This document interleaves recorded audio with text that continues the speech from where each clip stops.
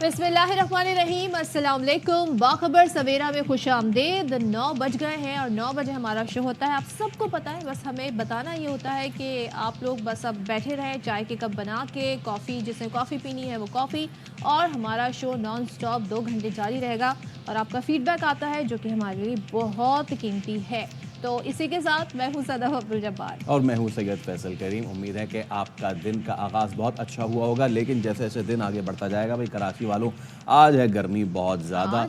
और आज हाँ, वैसे तो रोज़ाना ही है, लेकिन आज के हवाले से कहा जाता है कि रियल फील जो है वो 38 से ऊपर जा सकता है, उससे भी ऊपर जा सकता है। अब देखें, ऐसे में कि जब इतनी गर्मी है, सूरज सवा नेज़े पे है, बच्चों के लेकिन मैं इम्तिहानात इससे भी हैं। पहले एक खबर दे दूं, आज आप लोगों ने करनी है ढेर सारी दुआएं। आज हम हैट्रिक के करीब हैं और मैं क्रिकेट की बात नहीं कर रही, मैं किसी और स्पोर्ट्स, किसी और गेम की बात नहीं कर रही, मैं हॉकी की बात कर रही हूँ। तो अजलान शाह में जो टूर्नामेंट हो रहा है, अजलान शाह टूर्नामेंट, उसमें पाकिस्तान ने 2 मुसलसल फतह समेटी है। आज तीसरा मैच है और किस टीम के साथ है? जापान के साथ है। बहुत ही तगड़ी team, man to man marking करके खेलती है। अब देखते हैं कि जापान जो है वो पाकिस्तान को कितना टफ टाइम देता है और पाकिस्तान क्या तीसरी अपनी विक्ट्री दर्ज कर पाएगा या नहीं, ये तो वक्त बताएगा। अगेन हम बात कर रहे थे कि भाई गर्मी बहुत है। वैसे तो गर्मी का मौसम जो है वो हमारे सियासी जो हम देख रहे हैं मामला, उसमें भी बहुत ज़्यादा है, but we are focusing right now क्योंकि आज है एग्ज़ाम का पहला दिन, बोर्ड के एग्ज़ाम शुरू हो रहे हैं। और अब ऐसे में सूरत हाल जो है वो ये है कि गर्मी तो है, लेकिन अब उसमें बहुत सारी दीगर चीज़ें आ रही हैं। अब पेपर्स जो हैं वो कहीं लीक ना हो जाएं, और इसके साथ साथ नकल और बूटी माफिया, उसका भी चोली दामन का साथ रहता है एग्जामिनेशंस का। लेकिन ये तो हमारे इम्तिहानात का खासा बन गया है। गर्मी भी एक एलिमेंट है जो साथ जुड़ी रहती है, उसके साथ लोड शेडिंग भी हो जाती है। फिर जो बच्चे पढ़ के आते हैं उनका नुकसान ये होता है कि चीटिंग जो कर रहे होते हैं वो जी धड़ल्ले के साथ भरपूर तरीके से कर रहे होते हैं। अच्छा, सोने पे सुहागा चले, ये तो वो खुश नसीब है जो इम्तिहान में बैठ जाते हैं। एक इशू ये आ रहा है, ऑल दो कि ये शायद 2 हफ्ते पहले एक चीज़ कह दी गई थी कि हम सारी चीज़ें ऑनलाइन कर रहे हैं और आप अब एडमिट कार्ड जो है वो आपको उसके लिए लाइन लगाने की या भागने की ज़रूरत नहीं पड़ेगी, घर पे आ जाएगा, आप डाउनलोड कर सकते हैं। बट सिचुएशन जो है वो सिचुएशन थोड़ी सी जो है वो हो रही है ख़राब, क्योंकि बहुत सारे ऐसे हैं तलबा के जिनके पास एडमिट कार्ड जो है वो पहुँचे ही नहीं है। ये निजी स्कूल थे जिन्होंने इम्तहानी फॉर्म जमा कराने के लिए मुख्तलिफ एजेंट्स की जिम्मेदारी लगाई, और जब ये एजेंट्स को उन्होंने फॉर्म दे दिए, फीस दे दिए कि भाई जाएं आप भर दें, तो ये एजेंट्स जो हैं वो फॉर्म लेकर गायब हो गए। तलबा की बड़ी तादाद को एडमिट कार्ड नहीं मिल सका है। एक दिन कबल इम्तिहान से एक दिन कबल जो है स्कूल इंतज़ामिया और मुतासरा तलबा और उनके वालिदैन ने बोर्ड ऑफिस पर एहतजाज भी किया है। और ये भी सुनने में आ रहा है जो निजी स्कूल है वो ये कह रहे हैं कि जी हमने एजेंट को दे दिए थे, अब एजेंट जो है वो तो फीस लेके और फॉर्म लेके भाग गए। अब जिनके पास फॉर्म है वो डाउनलोड कर लें, लेकिन ये है कि जो फॉर्म अब जा चुके हैं उसके अलावा मज़ीद नए फॉर्म्स नहीं दिए जाएंगे। तो अनवर खान हमारे नुमाइंदे इस हवाले से हमें मज़ीद बताएंगे कि अब कितनी तादाद में आखिर ये तलबा हैं जिनके एडमिट कार्ड्स उन्हें नहीं मिले और अब होगा क्या। सो अनवर हमें बताइएगा इस वक्त सूरत हाल क्या है, पेपर्स हो रहे हैं, एडमिट कार्ड्स नहीं है, ये तो बहुत ज़्यादा बद इंतज़ामी है।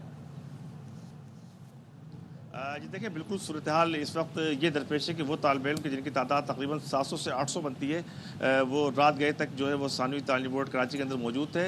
ये 700 से 800 तालिब इल्म के साथ इनके स्कूल की इंतज़ामिया उनके वालिदैन मौजूद थे। तो इस तरह ये तादाद जो है मजमूई तौर पर कम से कम 3 साढ़े 3 हज़ार तजावज़ कर गई, जिसके अंदर उम्मीदवारों की तादाद 700 से 800 के दरमियान थी। तमाम रात 3 बजे तक जो है ये सूरत हाल को कंट्रोल किया गया, और सूरत हाल कंट्रोल करने के बाद वो तमाम उम्मीदवार के जिनका इम्तहानी सेंटर नहीं बन सकता था, अब इस वक्त मैं जहाँ खड़ा हुआ हूँ सानवी तालीम बोर्ड के अंदर ये एक इजाफी इम्तहानी मरकज़ है। इसके अंदर वो उम्मीदवार इम्तहान देंगे कि जिनको इस वक्त सेंटर अलॉट नहीं किया जा सकता। आज का पहला पर्चा वो तमाम मुतासरा तालिब इल्म इस इम्तहानी मरकज़ के अंदर देंगे। इसके बाद जब ये आज यहाँ से इम्तहान से फारिग होंगे तो उनको फिर इम्तहानी सेंटर भी अलॉट कर दिया जाएगा। 2 वजूहत सामने आई हैं। बड़ी तादाद के अंदर निजी स्कूल के तलबा व तालिबात वो थे जिन्होंने 8 से 10 माह की अपनी स्कूल की फ़ीस जमा नहीं कराई थी, जिसकी वजह से स्कूल इंतज़ामिया ने उनके एडमिट कार्ड रोक लिए थे। और एक और वजह ये सामने आई थी कि निजी जो प्राइवेट एजेंट होते हैं उन्होंने तालिब इल्मों की फ़ीस जमा कर ली थी। तो मजमूई तौर पर स्कूल इंतज़ामिया, वालदाइन और उसके साथ साथ किसी हद तक सानवी तालीम बोर्ड की इंतज़ामिया इस तमाम तरह सूरत हाल की ज़िम्मेदार होती है।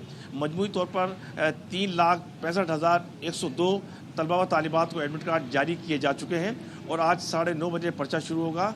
कंप्यूटर, नजरी, नवी और जनरल ग्रुप के पर्चों से आज के सालाना इम्तहान से आगाज़ होगा। अनवर ये 5 इम्तहानी मराकज़ तश्कील किए गए हैं। ये बताइए कि ये जो एजेंट्स का मामला है ये क्या इशू है, क्योंकि एक चीज़ आ रही है कि जी निजी स्कूलों को जो है वो निजी स्कूल्स ने अपने एजेंट्स को فیس دی, ان کو فارم دیا, ان کو بولا بھائی جائیے جا کے بھر دیں, ایجنٹس غائب ہو گئے. یہ پہلی مرتبہ ہوا ایسا کیا؟ نہیں دیکھیں, یہ ہر سال ہوتا ہے اور ایک روایت بن چکی ہے. ذمہ داری بنتی ہے بنیادی طور پہ ان نجی اسکول تمام کی تمام چیزیں آن لائن دستیاب ہیں اور بآسانی طالب علم اور اسکول انتظامیہ خود آن لائن فارم بھر سکتی ہے. آپ یہ اندازہ کر سکتے ہیں کہ 3,65,102 یہ وہ امتحانی فارم ہیں جو کہ انرول ہوئے آن لائن, انہوں نے بھی جمع کروائے. تو مجموعی طور پر اگر اس کا تناسب نکالیں گے, وہ طالب علم کہ جن کی تعداد 1% سے بھی کم بنے گی, یہ وہ طالب علم ہے کہ جو اپنے اسکول کی غفلت اور خود والدین کی جانب سے فیس کی عدم ادائیگی یہ تو ہو گیا انور, یہ تو معاملہ ہو گیا. لیکن وہ طلبہ جنہیں ایڈمٹ کارڈز نہیں ملے, اب وہ کیا کریں گے؟ 20 منٹ رہ گئے ہوں گے, چلے 15 منٹ رہ گئے ہوں گے پیپر شروع ہونے میں. کس طرح انہیں آج کے ایگزام میں بٹھایا جا سکتا ہے؟ کچھ کیا آپشنز ہیں یہ بتائیں آپ. دیکھیں آپشن یہ ہے, جیسے میں شروع میں آپ کو بتایا تھا کہ وہ طالب علم جو کہ اس وقت متاثرہ ہیں ان کو امتحانی سینٹر اسی ثانوی تعلیمی بورڈ کراچی کو بنایا گیا, جہاں پر وہ طالب علم پہنچ چکے ہیں کہ جن کو امتحان کے اندر شرکت کرنی ہے. تو وہ تمام طالب علم جو کہ اس سے متاثر ہوئے ہیں آج ثانوی تعلیمی بورڈ کے امتحانی سینٹر پر اپنا امتحان دیں گے, اور وہ تمام کے تمام امیدوار اس وقت اس امتحانی سینٹر کے اندر موجود ہیں کہ جن کو اس وقت کاپیاں فراہم کرنے کا سلسلہ شروع ہو چکا ہے, جبکہ ٹھیک 9:30 بجے پرچہ ان کے حوالے کر دیا جائے گا. یعنی کہ اب کوئی ایسی قطار نہیں ہے جہاں پہ یہ اسٹوڈنٹس یا ان کے والدین پریشان کھڑے ہوں, تمام کو انفارم کر دیا گیا ہے, ان کو پتا ہے کہ ہم نے کہاں جا کے دینے ایگزام. جی تمام کے تمام طالب علم کو انفارم کر دیا گیا. وہ طالب علم کہ جو کہ اب اس وقت ان کو کسی امتحانی سینٹر پہ نہیں بھیجا جا سکتا, ان کا امتحان اسی میٹرک بورڈ کے اندر آج لیا جائے گا. آج کا پرچہ ان متاثرہ طالب علموں کا میٹرک بورڈ کے اندر ہوگا, اور اس پرچے سے فارغ ہونے کے بعد ان کو ایڈمٹ کارڈ اور امتحانی سینٹر کے بارے میں آگاہ کیا جائے گا. لیکن یہ تو انور, یہ تو وہی بات ہے نا کہ ایک دن بچہ یہاں جا کے پیپر دے دے, اگلے دن پھر اس کے ساتھ معاملہ ٹھیک ہوں, اور اس کے بعد جا کے پھر وہ کہیں اور جا کے اپنے پراپر سینٹر میں دے, تو بچوں کو بھی ایک ڈسٹرب کرنے والی بات ہے. انور آپ کا اس کی وجہ یہ بن رہی ہے طالب علموں کا تعلیمی سال بچانے کے لیے یہ واحد آپشن نظر آ رہا تھا, اس کے علاوہ کوئی دوسرا آپشن نہیں تھا. یہ کوتاہیاں اور غلطیاں نجی اسکولوں کی جانب سے سامنے آئی تھی کہ جس کو جو ہے کنٹرول کیا گیا. آپ نے بات کی ہے نا نجی اسکول کی جہاں بات ہوئی ہے نا, تو ذرا اس کو اسی معاملے کو لے کے آگے بڑھتے ہیں. تھینک یو سو مچ, اور آپ نے ہمیں ڈیٹیل سے آگاہ کیا. تو اس وقت ہم بات کر لیتے ہیں, محمد اختر آرائی ہمارے ساتھ موجود ہیں, صدر آل پاکستان پرائیویٹ اسکولز فیڈریشن سے ان کا تعلق ہے. تھینک یو سو مچ اختر آرائی صاحب. میں یہ دیکھ رہی تھی جب ہم انور سے گفتگو کر رہے تھے, تھوڑا آپ ذرا مسکرا بھی رہے تھے جو سارے انتظامات کے. یہ بتائیں کہ یہ پہلی بار تو نہیں ہوا, یا یہ اس طرح کا معاملہ, اتنی بڑی تعداد میں طلبہ پریشان ہے اور ایگزام سے کچھ دیر پہلے تک انہیں پتہ نہیں ہے کہ انہوں نے جا کے یہ ایجنٹ کا کیا معاملہ ہے, یہ تو بتائیں. جی بالکل, دیکھیں یہ معاملات ہوتے رہتے ہیں. بیسکلی ہمیں چاہیے کہ بطور قوم جو ہے ہم آرگنائزڈ وے میں کام کریں, بطور مجموعی میں کہہ رہا ہوں. اس کا ریزن کیا ہے؟ دیکھیں سب سے پہلے میں ریکویسٹ یہ کرتا ہوں, ابھی ہم کل بھی سارا دن تمام ایسوسیشنز وہاں بیٹھی ہوئی تھی, ہم فیسیلیٹیٹ کر رہے تھے ان تمام اسکولز کے بچوں کو, اور اسپیشلی جو ہے جو پرائیویٹ بچے ہیں سب کے لیے ہم کام کر رہے تھے.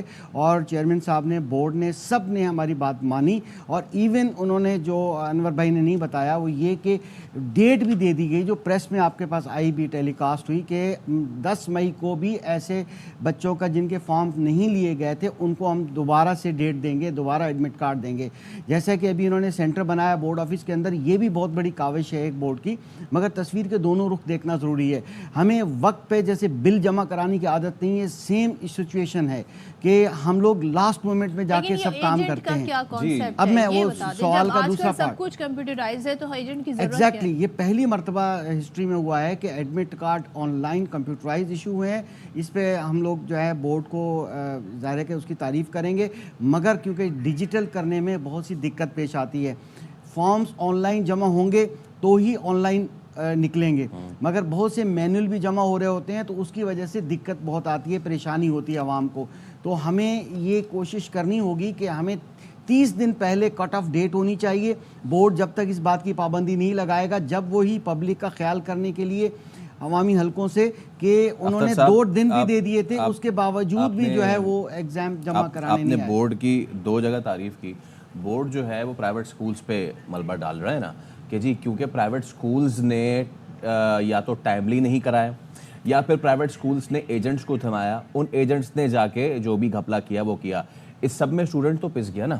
جی بالکل, اس میں جہاں بورڈ کی تعریف, وہیں پہ ان پرائیویٹ سکولز کی پکڑ دھکڑ ہوگی جنہوں نے ٹائم پہ جمع نہیں کرایا, جنہوں نے ایجنٹس کو دے دیا.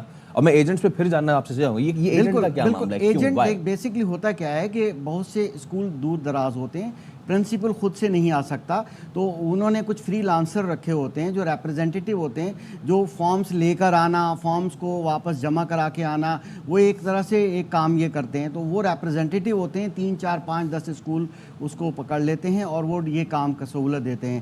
تو اسی وجہ سے وہی لوگ, انہوں نے بعض ایک ایسے کیسز, یہ کہنا کہ وہ پیسے لے کے بھاگ گئے, یہ کون لوگ ہیں جن کو بطور اسکول کا اپنا اسٹاف نہیں ہے کیا؟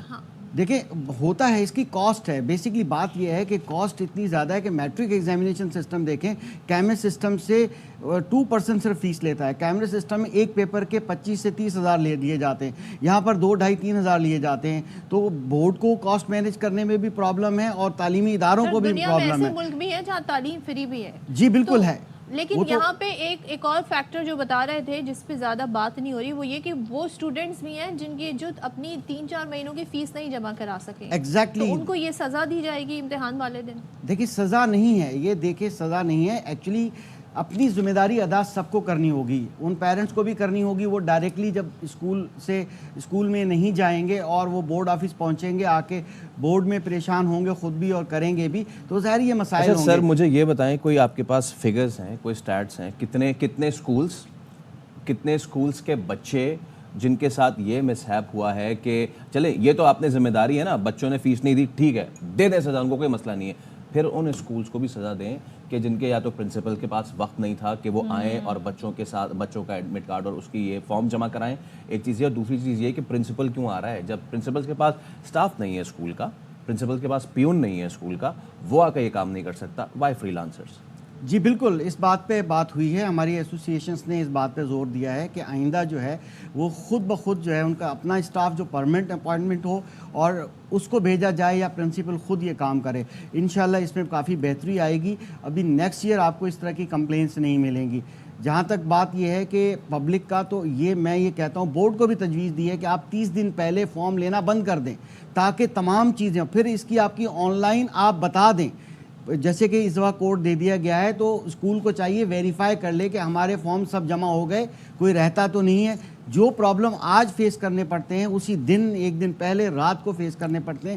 سنڈے کی ساری رات گزر گئی, وہ وقت پہ ہونا چاہیے. It is all about the management. Exactly, وہاں پہ صحیح سے ساری چیزیں کرے, اسموتھلی کرے تو کام صحیح ہو سکتا ہے. اور یہ بڑی کاوش بتا رہی کہ اب بڑا کمپیوٹرائزڈ اور ڈیجیٹلائز سسٹم ہو گیا. دنیا بہت پہلے ڈیجیٹلائزڈ ہو گئی, بہت کمپیوٹرائزڈ ہو گئی, لیکن ہمیشہ ہر سال یہ جو بچے ہیں, ایک تو یہ والا جو ان کا سال ہوتا ہے نا 9th اور 10th کا, یہ بڑا پریشر والا ہوتا ہے. انہیں پہلی دفعہ وہ بورڈ کے ایگزام دے رہے ہوتے ہیں, اس پہ اگر ان کے ساتھ یہ ساری چیزیں ہوتی ہیں تو یقیناً والدین کے لیے کتنی پریشانی. بہت ساری چیزیں ہیں. اگر ایڈمٹ کارڈ ڈیجیٹل ہو سکتا ہے تو وہ فارم ڈیجیٹل کیوں نہیں ہو سکتا جو کہ بورڈ آفس میں جمع کرانا ہے. افسر صاحب بہت شکریہ آپ کا, thank you so much for coming. اور اب سوال یہ ہے کہ جن کا ایڈمٹ کارڈ نہیں آئے وہ کیا کریں گے, ان کو اسٹریم لائن کب کیا جائے گا. وہ جو بورڈ آفس میں ان بچوں کو بٹھا کے کیا جا رہا ہے, جیسے آپ نے کہا کہ 9th-10th کا پریشر الگ ہوتا ہے, ان بچوں کو وہ جاتے ہیں بیچارے ویسے ہی وہ بھوکلائے ہوئے ہوتے ہیں, ہر کوئی اس کا گائیڈ نہیں کر رہا ہوتا, وہ ایک جگہ بیٹھ کے پہلے اس ماحول کا اسٹریس لیتے ہیں, پھر اگلے دن انہیں پتہ چلتا ہے یہاں نہیں وہاں آپ کا سینٹر ہے. آئی واز ناٹ سیٹسفائیڈ کہ جتنے بھی جوابات دیے گئے. مارکنگ کا معاملہ آتا ہے تو اب یہ نہیں پتا ہوتا کہ بھائی وہ کس طرح ہوگی. اچھا اس کے لیے بھی الگ ایجنٹ ہوتے ہیں جو پہلے چیک کرتے ہیں. جی اچھا, اور یہ تو چلیں آپ نے نقل کی بات کر, سوری جو میں نے بات کرنی ہو گئی تھی, مارکنگ کی بات کر دی. میں یہ کہہ رہا تھا کہ ہم نے بیچ میں نقل کی بات تو بھی کی نہیں ہے, ابھی to ایگزام شروع ہوا ہے اور ابھی میرے خیال سے کچھ دیر رک جائیں, شاید آدھا گھنٹے بعد انور خان یہ خبر دے رہے ہوں کہ فلاں پرچہ لیک ہو گیا اور فلاں ایسے ہو گیا اور فلاں ویسے ہو گیا. نقل کی صدف ذرا بتائیں. نقل جی, اب جیسے ہی امتحانات شروع ہوتے ہیں تو نقل مافیا سرگرم ہو جاتا ہے. اب سندھ کے مختلف شہروں میں بوٹی مافیا نے اپنا رنگ دکھانا شروع کر دیا ہے. جیکباد کی بات کر لیں, وہاں کے جو امتحانی مراکز ہیں وہاں پر کھلے عام نقل ہوتی رہی, اور امتحانات کے دوران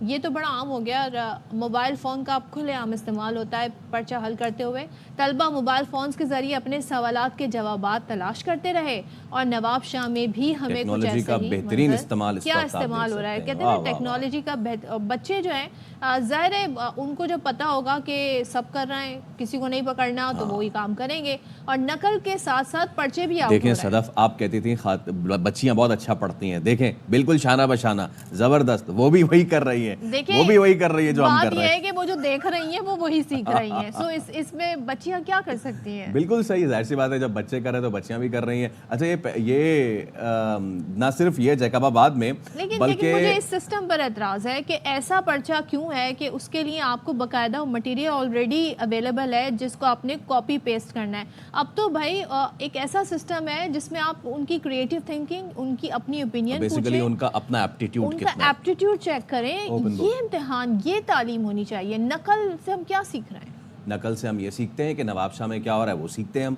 शहीद बेनज़ीराबाद तालीमी बोर्ड, इसके तहत होने वाले सालाना इम्तहानात, 9वीं 10वीं जमात के पेपर। अच्छा, एक है नकल होना, एक होता है पेपर आउट होना। मतलब तालीम के मैदान में हम दिन दुगनी रात चुगनी तरक्की कर रहे हैं। नकल माफिया, बूटी माफिया और पेपर आउट होने का सिलसिला वो भी नहीं रुक सका है। मुकर्रर वक्त से पहले मैंने आपको कहा था ना, अभी आधा घंटा रुक जाए, आधा मिनट नहीं हुआ बोले हुए। मुकर्रर वक्त से पहले ही पर्चे आउट हो रहे हैं। और देखिए, दफ़ा 144 तो नाफिज है, लेकिन इसके बावजूद गैर मुताल्लिका अफराद का मुसलसल यहाँ पे हुजूम रहता है। गैर मुताल्लिका अफराद की ज़रूरत भी नहीं रहती। अब तो मोबाइल फ़ोन आ गया है। मोबाइल फ़ोन पर कोई दफ़ा लगाएं आप कि उसका इस्तेमाल नहीं होना चाहिए इम्तिहानी हो सकता है जैकबाबाद में तो जो है बच्चे जो है बहुत हाई फाई हो गए, मोबाइल इस्तेमाल कर रहे हैं। नवाब शाह के बच्चे जो है अभी सिग्नल आ रहे हैं। नवाब शाह के बच्चे, हाँ, नवाब शाह के बच्चे अभी रिवायती तरीकों से पर्चे हल करने में मसरूफ है। वो रिवायती तरीके क्या है ये हम जान लेते हैं। हमारे नुमाइंदे हमारे साथ मौजूद है, रिजवान थे वो। तो रिजवान बताइएगा, ये रिवायती तरीकों से नकल का सिलसिला जारी, पहले तो ज़रा बता दें, या फिर मोबाइल फ़ोन और टेक्नोलॉजी का इस्तेमाल भी हो रहा है? जी सदब, शहीद बेनज़ीराबाद तालीमी बोर्ड के तहत होने वाले सालाना इम्तहानात, 9वीं 10वीं की जो जमात के इम्तहानात हैं, मुसलसल पेपर आउट हो रहे हैं। आज चौथा पेपर है बायोलॉजी का, वो भी आउट हो चुका है। तालीमी बोर्ड शहीद बेनज़ीराबाद के तहत होने वाले 9वीं 10वीं के सालाना इम्तहानात में नकल माफिया बाजी ले गया है। तालीमी बोर्ड के तहत होने वाले इम्तहानात में मुसलसल नकल माफिया का राज है। 9वीं 10वीं जमात के पर्चे पहले रोज से ही जो है वो आउट होना शुरू हो गए और व्हाट्सएप ग्रुप्स की जीनत बन रहे हैं।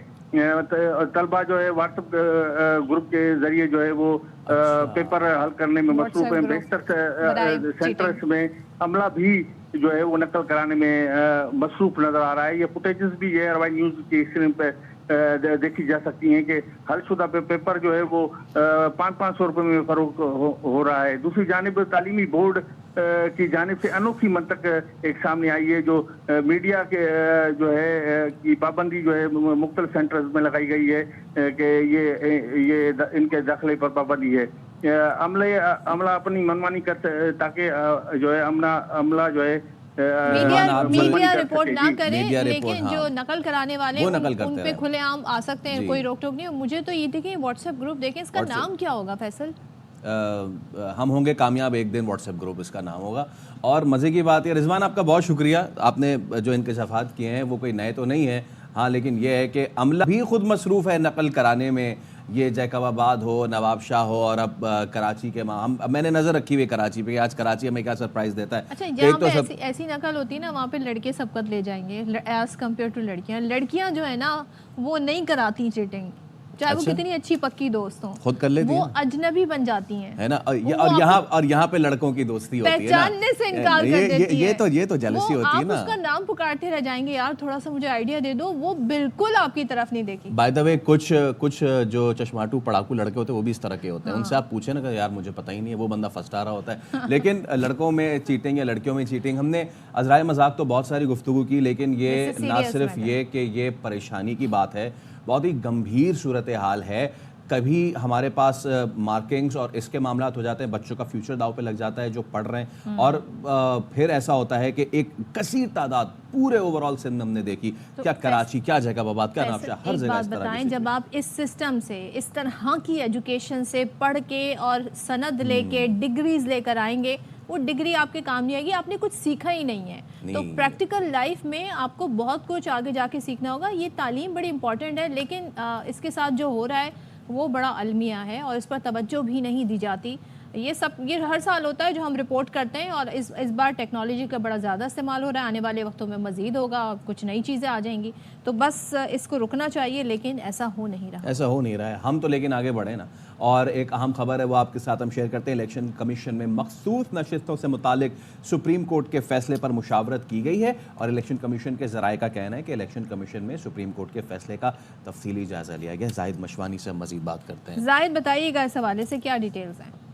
مخصوص نشستوں کے معاملے پر سپریم کورٹ کے فیصلے کے بعد الیکشن کمیشن کے ممبران، افسران اور متعلقہ جو قانونی ماہرین ہیں سر جڑے ہوئے ہیں، اور یہ دیکھا جا رہا ہے کہ اس فیصلے پر کیسے جو ہے وہ اس کو ایڈریس کیا جا سکتا ہے. عمل درآمد کے حوالے سے بھی الیکشن کمیشن کو سپریم کورٹ کی طرف سے تفصیلی جو ڈاکومنٹیشن فیصلے کے حوالے سے ہے اس کا بھی جائزہ لینا ہے ابھی. اور الیکشن کمیشن کے ذرائع نے بتایا ہے کہ کمیشن نے لا ونگ جو متعلقہ اس میں قانونی ماہرین اس میں شامل ہیں، ان کو کہا ہے کہ اس حوالے سے تفصیلی جائزہ لے کر ایک رپورٹ مرتب کی جائے، اور وہ رپورٹ جلد الیکشن کمیشن کو پیش کر دی جائے گی. اور جو 23 مخصوص نشستیں قومی اسمبلی میں اور باقی جو مخصوص نشستیں ہیں، جب اس پر عمل درآمد ہوگا تو یقیناً اس حوالے سے بھی کوئی احکامات فیصلے کے اندر ضرور سامنے آئیں گے. لیکن 23 نشستوں کا معاملہ ہے جو پاکستان پیپلز پارٹی، پاکستان مسلم نون اور MCM میں تقسیم کی گئی تھی. تاہم جب یہ فیصلے پر عمل درآمد کا وقت آئے گا تو معلوم ہو سکے گا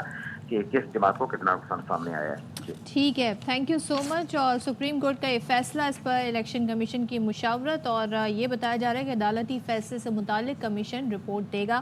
thank you so much Zahid Mashwani. اور اسی سے جڑی جو خبر ہے، اب ظاہر اس ٹاپک کی طرف ہم بڑھ جاتے ہیں. کل جو ہم نے دیکھا بہت ہیپننگ ڈے تھا بھائی، بہت ہیپننگ ڈے تھا. اور پہلے یہ فیصلے بھی بڑے ابھی ان فیصلوں کو سمجھنے کی سب کوشش کر رہے تھے جس میں جو پارٹیوں کو جو مخصوص نشستیں ہوتی ہیں، خواتین کی نشستیں ہوتی ہیں، اقلیتوں کی نشستیں ہوتی ہیں، وہ تحریک انصاف کی نشستیں باقی پارٹیوں کو بانٹ دی گئی تھیں. لیکن اب ہوا کیا کہ اب سپریم کورٹ میں جب یہ پٹیشن کو سنا گیا، اس پر فیصلہ سامنے آ گیا ہے، اور سپریم کورٹ نے قومی اسمبلی میں سنی اتحاد کونسل کی جو مخصوص نشستیں دیگر جماعتوں کو دینے کا فیصلہ معطل کر دیا. کیونکہ خود PTI کی اب ان کے جو الیکشن تھے، پارٹی الیکشن تھے، اس پر قدغن لگ گئی تھی، اس کو نہیں مانا گیا تھا الیکشن کمیشن کی جانب سے. تو پھر انہوں نے فیصلہ کیا تھا کہ ہم الیکشن میں ضم ہو جائیں گے سنی اتحاد کونسل کے ساتھ. لیکن پھر کیا ہوا، سیٹیں نہیں ملی. تو اب یہ فیصلہ سامنے آ گیا ہے کہ بانٹی گئی 23 مخصوص نشستوں پر آنے والے ارکان ایوان کی کارروائی کا حصہ نہیں بن سکتے. اور جسٹس منصور علی شاہ نے ریمارکس دیتے ہوئے کہا کہ کسی کی نشستیں دوسری جماعت کو دینا مینڈیٹ کے خلاف ہے. اور سپریم کورٹ کے اس فیصلے نے اب حکمران اتحاد کی جو 2/3 اکثریت ہے وہ تو ختم کر دی ہے. اور ریمارکس بھی بڑے دلچسپ آیا. آپ نے ایک جسٹس منصور علی شاہ کا بتایا، جسٹس عطر من اللہ کے بھی بہت اہم ریمارکس تھے، اس کو ہم آگے چل کے بھی گفتگو سے بنائیں گے. اب یہ تمام تر جو سچویشن بنی ہے، اب اس میں سیاسی موسم ہو گیا ہے گرم. وزیر اعلیٰ خیبر پختونخوا الیمین گنڈاپور پارٹی اجلاس سے انہوں نے کیا خطاب، اور وہ خطاب کرتے ہوئے پیپلز پارٹی میں برس پڑے، اور انہوں نے کہا کہ جی کراچی سے پارٹی رہنما نے بتایا کہ سندھ ہاؤس میں داخل نہیں ہونے دیا. اور جب ان کو یہ بتایا گیا تو انہوں نے صدف پھر یہ کہا کہ ہمیں نہیں داخل ہونے دو گے تو ہم تمہیں داخل نہیں ہونے دیں گے. بلاول کو انہوں نے کہا کہ اب سے آپ کا گورنر KP کے ہاؤس میں داخل نہیں ہو سکے گا. انہوں نے بھی کہا کہ آپ مجھے کراچی اٹھا کے لے گئے تھے، اگر مجبور کیا تو میں آپ کے بندے اٹھا کر جو ہے وہ KP کے لے آؤں گا. یہ سیاست ہو رہی ہے یا کیا ہو رہا ہے؟ چلے خیر ذرا دیکھ لیتے ہیں وہ کیا کہہ رہے ہیں. بھائی نے کہا کہ سندھ ہاؤس میں ہمارے PS کو نہیں چھوڑا گیا، تو بلاول تیرا گورنر بھی KP ہاؤس میں نہیں گھسے گا. اس کے لیے گورنر ہاؤس بنا لے یا سندھ ہاؤس میں جگہ دے دے اس کو. یہ رویہ اگر تم سمجھتے ہو تم اختیار کرو گے، پورے پاکستان تمہاری ملکیت ہے، یہ تمہاری بھول ہے. اگر تم یہ سمجھتے ہو کہ تم مجھے اٹھا کے کراچی لے گئے تھے، مجھے مجبور نہ کرو، تمہارے بندے اٹھا کے میں KP لا سکتا ہوں. ہم پاکستان کے آئین کی پاسداری کرتے ہیں. آج وہ جیل میں ہے، وہ جس دن حکم دے گا پھر تمہیں میں بتائیں گے کہ اس کے حکم کے بعد اب ہوتا کیا ہے. اچھا ایک چیز اور علی امین گنڈاپور نے کہی، وہ کہتے ہیں عدالت ان سے انصاف نہیں ملا تو پھر چھین کر لیں گے. تو ان کے بیانات آپ کے سامنے ہیں. اب ذرا یہ بتا دیتے ہیں PTI میں ایک بڑا سنگین قسم کا مسئلہ چل رہا ہے، اور وہ مسئلہ ہے جی کہ پبلک اکاؤنٹس کمیٹی کو کون ہیڈ کرے گا. اب کبھی نام آتا ہے شیر افضل مروت کا، کبھی نام کسی اور کا آتا ہے. اب ایک نیا نام سامنے آ گیا ہے، وہ ہے شیخ وقاص اکرم کا، کہ انہیں چیئرمین APC بنانے کا فیصلہ تحریک انصاف نے کر لیا ہے. اور ذرائع یہ بتاتے ہیں کہ PTI کی سیاسی کمیٹی نے شیخ وقاص اکرم کے نام کی منظوری دے دی ہے. اب بانی PTI نے حامد رضا اور شیخ وقاص اکرم کے نام تجویز کیے تھے. پر شیر افضل مروت اس پہ کچھ اور ہی موقف رکھتے ہیں. جی ہاں، انہوں نے کہا کہ بھائی اب تک چیئرمین پی ایس سی کا جو ہے اپنا فیصلہ تبدیل نہیں کیا. کل ملاقات کریں گے وہ بانی پی ٹی آئی کے سے اور اس فراڈ سے ان کو وہ آگاہ کریں گے. اور انہوں نے کہا کہ بھائی پی ٹی آئی، اب یہ بہت سمجھنے والی لائن ہے، یہ انہوں نے کہا کہ پی ٹی آئی سیاسی جماعت ہے اور یہ کوئی راجواڑہ نہیں ہے، 3 افراد کو پارٹی ہائی جیک نہیں کرنے دوں گا. تو یہ شیر افضل مروت جو ہیں وہ یہ گفتگو کر رہے تھے. اچھا ہاں، ساتھ ہی کل پی ٹی آئی نے امریکی وفد سے بھی ملاقات کی، امریکی سفیر سے ایکچولی ملاقات کی ہے، ڈونلڈ بلوم سے بھی، اور بڑی خبریں بھی سب کے سامنے رہیں، سوشل میڈیا کی زینت رہیں کہ کس طریقے سے ڈیلیگیشن جو ہے پی ٹی آئی کا مل رہا ہے. یہ مناظر آپ اس پہ تو جو اپوزیشن لیڈر عمر ایوب انہوں نے کہا کہ انہوں نے خود درخواست کی تھی ہم سے ملنے کی، وہ تو تبصرے تو وہ کہہ رہے ہیں ڈونلڈ لو سے ڈونلڈ بلوم تک کا سفر، اس طرح کے بھی تبصرے آ رہے ہیں. تو چلیں ذرا خاور گھمن صاحب ہمارے ساتھ موجود ہیں، بیورو چیف، ان سے جان لیتے ہیں کیا ہو رہا ہے اسلام آباد میں. اتنا کچھ ہو رہا ہے. خاور، سب سے پہلے تو ذرا اس پر آ جاتے ہیں کہ جو سپریم کورٹ کا فیصلہ آیا، اب آپ سمجھتے ہیں کہ کوئی انٹرا کورٹ اپیل کیا دائر ہو سکتی ہے، یا یہ اب حتمی فیصلہ ہو گیا ہے اور یہ 23 نشستیں جو باقی جماعتوں کو ملی تھی، اور اب ہم یہ کہہ سکتے ہیں کہ جو حکومت ہے اس کے پاس اکثریت 2/3 اکثریت نہیں رہی؟ جی بالکل، کل کے فیصلے کے بعد یہ تو چیز بڑی واضح ہو گئی ہے. کل جو فیصلہ ہوا ہے وہ الیکشن کمیشن کی کا جو ایک فیصلہ تھا، اور اس کے بعد پشاور ہائی کورٹ نے اس الیکشن کمیشن کے فیصلے کو جو ہے اپ ہولڈ کیا تھا، جس کے تحت جو ہے ان کی جو ریزرو سیٹیں تھیں وہ ان کو نہیں ملی تھیں سنی تھاٹ کونسل کو، بلکہ باقی جماعتوں کے درمیان بانٹ دی گئی تھی. تو بنیادی یہ جو ایک غلطی کہہ لیں یا ایک فیصلہ تھا اس وقت کے الیکشن کمیشن کا یا پشاور ہائی کورٹ کی طرف سے، اس کی درستگی کے لیے انہوں نے جو ہے سپریم کورٹ نے ان فرسٹ ہیئرنگ انہوں نے کہا کہ جی یہ بظاہر ہمیں کچھ سمجھ نہیں آتی، کہ کیونکہ آئین کے اندر بڑا واضح ہے کہ جو بھی پارٹی جتنی سیٹیں جیتیں گی تو اسی تناسب سے اس کو جو ہے سیٹیں ملیں گی. اور فرض کریں کچھ پروسیجرل یا کچھ الیکشن جو کے قوانین جو ہیں الیکشن ایکٹ کے مطابق اگر انہوں نے کوئی وہ پہلے سیٹیں لسٹ نہیں جمع کروائی ہے آپ نے ریزرو سیٹوں کی، اس کا مطلب یہ کیسے ہو گیا کہ وہ سیٹیں آپ باقی جماعتوں کے درمیان بانٹ دیں. تو یہ انیشل جو فیصلہ ہے وہ معطل ہو گیا، وہ جو کر دیا گیا تھا معطل، وہ جو پہلے فیصلے تھے. تو اب اس کے اوپر لارجر بینچ اب مزید سنے گا اور وہ پھر فیصلہ کرے گا کیا یہ سیٹیں جو سٹیٹس ہے یہ جاری رہے گا یا سیٹیں واپس ملے گی یا پھر یہ سیٹیں خالی رہیں گی. یہ ساری نشستیں اس کے اوپر جو ہے الیکشن جو ہے سپریم کورٹ کی طرف سے اب 3 جون کے بعد سے یہ سارے کا سارا معاملہ آگے بڑھے گا. ایک چیز جو ابھی تازہ ترین خبر تھی وہ تھی الیکشن کمیشن اس پر مشاورت کرے گا. جو سپریم کورٹ کا فیصلہ ہے، جو ان کا لا ونگ ہے، وہ ایک اس فیصلے سے متعلق ایک رپورٹ کمیشن کو دے گا. تو کیا یہ رپورٹ کسی طریقے سے کچھ ڈفرینٹ اگر ہوتی ہے، سپریم کورٹ سے مختلف ہوتی ہے فیصلے سے، تو کوئی تصادم کا معاملہ تو نہیں بنے گا؟ دیکھیں جی، ایک تو 3 ممبر بینچ کا یہ متفقہ فیصلہ ہے اور انہوں نے انیشل جو ہیئرنگ کے بعد اس سے پہلے الیکشن کمیشن اور پشاور ہائی کورٹ کے فیصلے کو معطل کر دیا. آپ کو یاد ہوگا اس سے پہلے پشاور ہائی کورٹ نے فیصلہ دیا تھا کہ الیکشن سمبل رہے گا پی ٹی آئی کے پاس، لیکن سپریم کورٹ نے اس فیصلے کو معطل کر دیا تھا اور الیکشن سمبل پھر نہیں رہا تھا پی ٹی آئی کے پاس. تو سپریم کورٹ نے اس کیس کو مزید سننا ہے، لارجر بینچ سنے گا، تو اس کے بعد پھر یہ فیصلہ ہو جائے گا کہ کیا یہ سیٹیں بحال رہیں گی جو باقی اس وقت باقی جماعتوں کے پاس ہیں یا پھر واپس ملیں گی پاکستان تحریک انصاف کو. یہ اب سپریم کورٹ کے کورٹ کے اندر یہ بال موجود ہے. اور بالکل صحیح ہے کہ کیونکہ کل جو فیصلہ ہوا تھا اس کے اندر یہ بھی بتا دیا گیا تھا سپریم کورٹ کی طرف سے کہ یہ جو لوگ مخصوص نشستوں کے اوپر موجود ہیں وہ اب کسی بھی قانون سازی میں حصہ نہیں لے سکیں گے، جس کے اوپر آپ نے دیکھا کہ آرٹیکل 67 کا جو حوالہ دیتے ہوئے اعظم نذیر تاج صاحب جو ہیں لا منسٹر، انہوں نے ریئیکٹ کیا تھا کہ یہ ایسا ابھی نہیں ہونا چاہیے تھا، تھوڑا انتظار کر لیتے، لارجر بینچ ہی یہ فیصلہ کر لیتا. تو لہٰذا cutting the long story short, اب یہ فیصلہ سپریم کورٹ کو کرنا ہے اور ہمیں انتظار کرنا پڑے گا. ہوگی جو ہے 3 جون کے بعد. خاور صاحب، obviously ڈیسیجن پہ تو وی کانٹ اسپیکولیٹ کہ کیا ہوگا، لیکن کیا ایسا ہو سکتا ہے کہ کورٹ یہ کہہ سکتا ہے کہ پارلیمان کو یہ معاملہ بھیجا جائے اور پھر پارلیمان اس پہ کوئی چیز کرے؟ کیونکہ بہت سی کل میں آرا دیکھ رہا تھا، اس پہ بہت سے قانونی ماہرین کہہ رہے کہ جی آئین اس پہ خاموش ہے کہ یہ سیٹس خالی رکھی جائیں. سیٹس خالی کیسے رکھی جا سکتی ہیں؟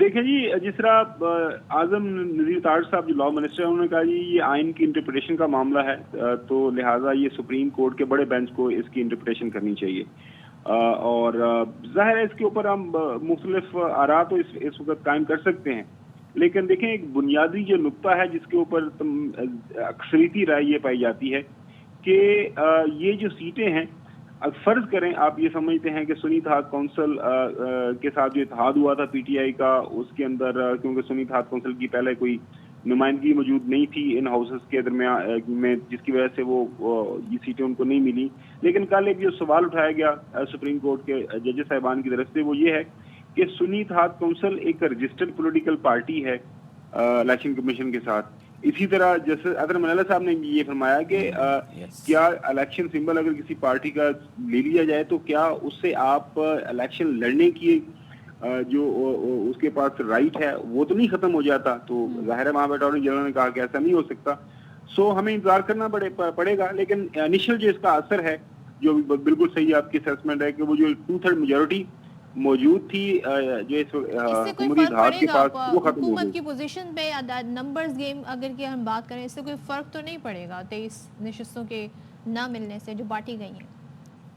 دیکھیں سادہ اکثریت تو ظاہر ہے ان کے پاس آلریڈی موجود ہے، اثر بہت بڑا جو پڑا ہے وہ یہ ہے کہ کل کے فیصلے کے بعد وہ ایک جو 2/3 میجورٹی تھی حکومتی اتحاد کے پاس، جس کے ذریعے وہ پاکستان کے آئین کے اندر کوئی بھی تبدیلی کر سکتے تھے۔ دیکھیں سادہ جو قانون اگر آپ نے بنانا ہے کوئی بھی تو اس کے لیے سادہ اکثریت چاہیے ہوتی ہے، لیکن آئین کی ترمیم کے لیے آپ کو 2/3 میجورٹی چاہیے ہوتی ہے۔ جس طرح بات چل رہی تھی کہ ہم نے کوئی عدالتی اصلاحات لے کے آنی ہیں تو 175 جو ہے آرٹیکل جس کے تحت سپریم کورٹ کے اندر ججز کی تعیناتی اور سپریم کورٹ کی اوور آل جو حیت ہے وہ متعین ہوتی ہے، تو اس کے اندر تبدیلی کی ہم باتیں سن رہے تھے، لہٰذا اب آئین کے اندر تبدیلی کا جو رائٹ تھا موجودہ حکومت کے پاس وہ کل کے فیصلے کے بعد ختم ہو گیا ہے۔ ہاں اگر کل جو ہے 3 جون کے بعد دوبارہ یہ سیٹیں واپس بحال کر دی جاتی ہیں، سپریم کورٹ کا فیصلہ یہ آ جاتا ہے کہ سیٹیں جیسے ملی ہوئی ہیں حکومتی اتحاد کو اسی طرح رہیں گی تو پھر دوبارہ ان کا حق بحال ہو جائے گا۔ فی الوقت جو ایک بہت بڑا جو اثر کل کے فیصلے کا ہوا ہے وہ یہ ہے چلیں یہ تو پھر ہم دیکھتے ہیں کہ خاور صاحب اس کا کیا بنتا ہے۔ اب ذرا پولیٹیکل چیزوں پہ آ جاتے ہیں، اور علی امین گنڈا پور جو ہے وہ بہت زیادہ فائری اس وقت ہیں، انہوں نے بلاول کو بھی بڑی باتیں سنائی ہیں، لیکن اس سے پہلے ہی آپ دیگر پارٹیوں کو تو سنا رہے ہیں، لیکن ود ان دا پارٹی کیا سچویشن بن رہی ہے؟ Talking about the P S C chairmanship public accounts committee, اب اس میں کبھی کوئی نام کبھی کوئی نام آتا ہے تو کوئی ناراض ہو جاتا ہے۔ وقاص اکرم کا نام آیا تو اس پہ شیر افضل مروت نے تو بہت ہی کیٹیگوریکلی کہا یہ پارٹی ہے، راجواڑہ نہیں ہے، اور یہ فراڈ ہو رہا ہے۔ یس، اور وہ بتائیں گے بھی کہ یہ فراڈ کیا ہو رہا ہے۔ تو یہ ہے اصل میں کس کا نام آیا ہے، کون اپنا نام خود پیش کر رہا ہے، یہ بتا دیں خاور۔ دیکھیں میں آپ کو یہ بتاؤں کہ ایک تو ظاہر ہے بانی پی ٹی آئی جیل کے اندر موجود ہیں، تو ایک کمیونیکیشن گیپ ہے وہاں پہ، مختلف جب ڈیلیگیٹ ان سے ملتے ہیں، اپنی پارٹی کے ڈیلیگیشن ملتے ہیں تو ہر ڈیلیگیشن جو ہے اپنا مطمع نظر ان کے سامنے رکھتا ہے، تو وہ پھر اسی حساب سے کہتے ہیں کہ یہ ہونا چاہیے، بانی پی ٹی آئی کی طرف سے کچھ انسٹرکشنز آتی ہیں۔ تو ہم نے دیکھا پچھلے دنوں جب صحافیوں سے بات کرتے ہوئے بھی بانی پی ٹی آئی نے کہا تھا کہ کوئی مجھے مشورہ نہیں کیا تھا،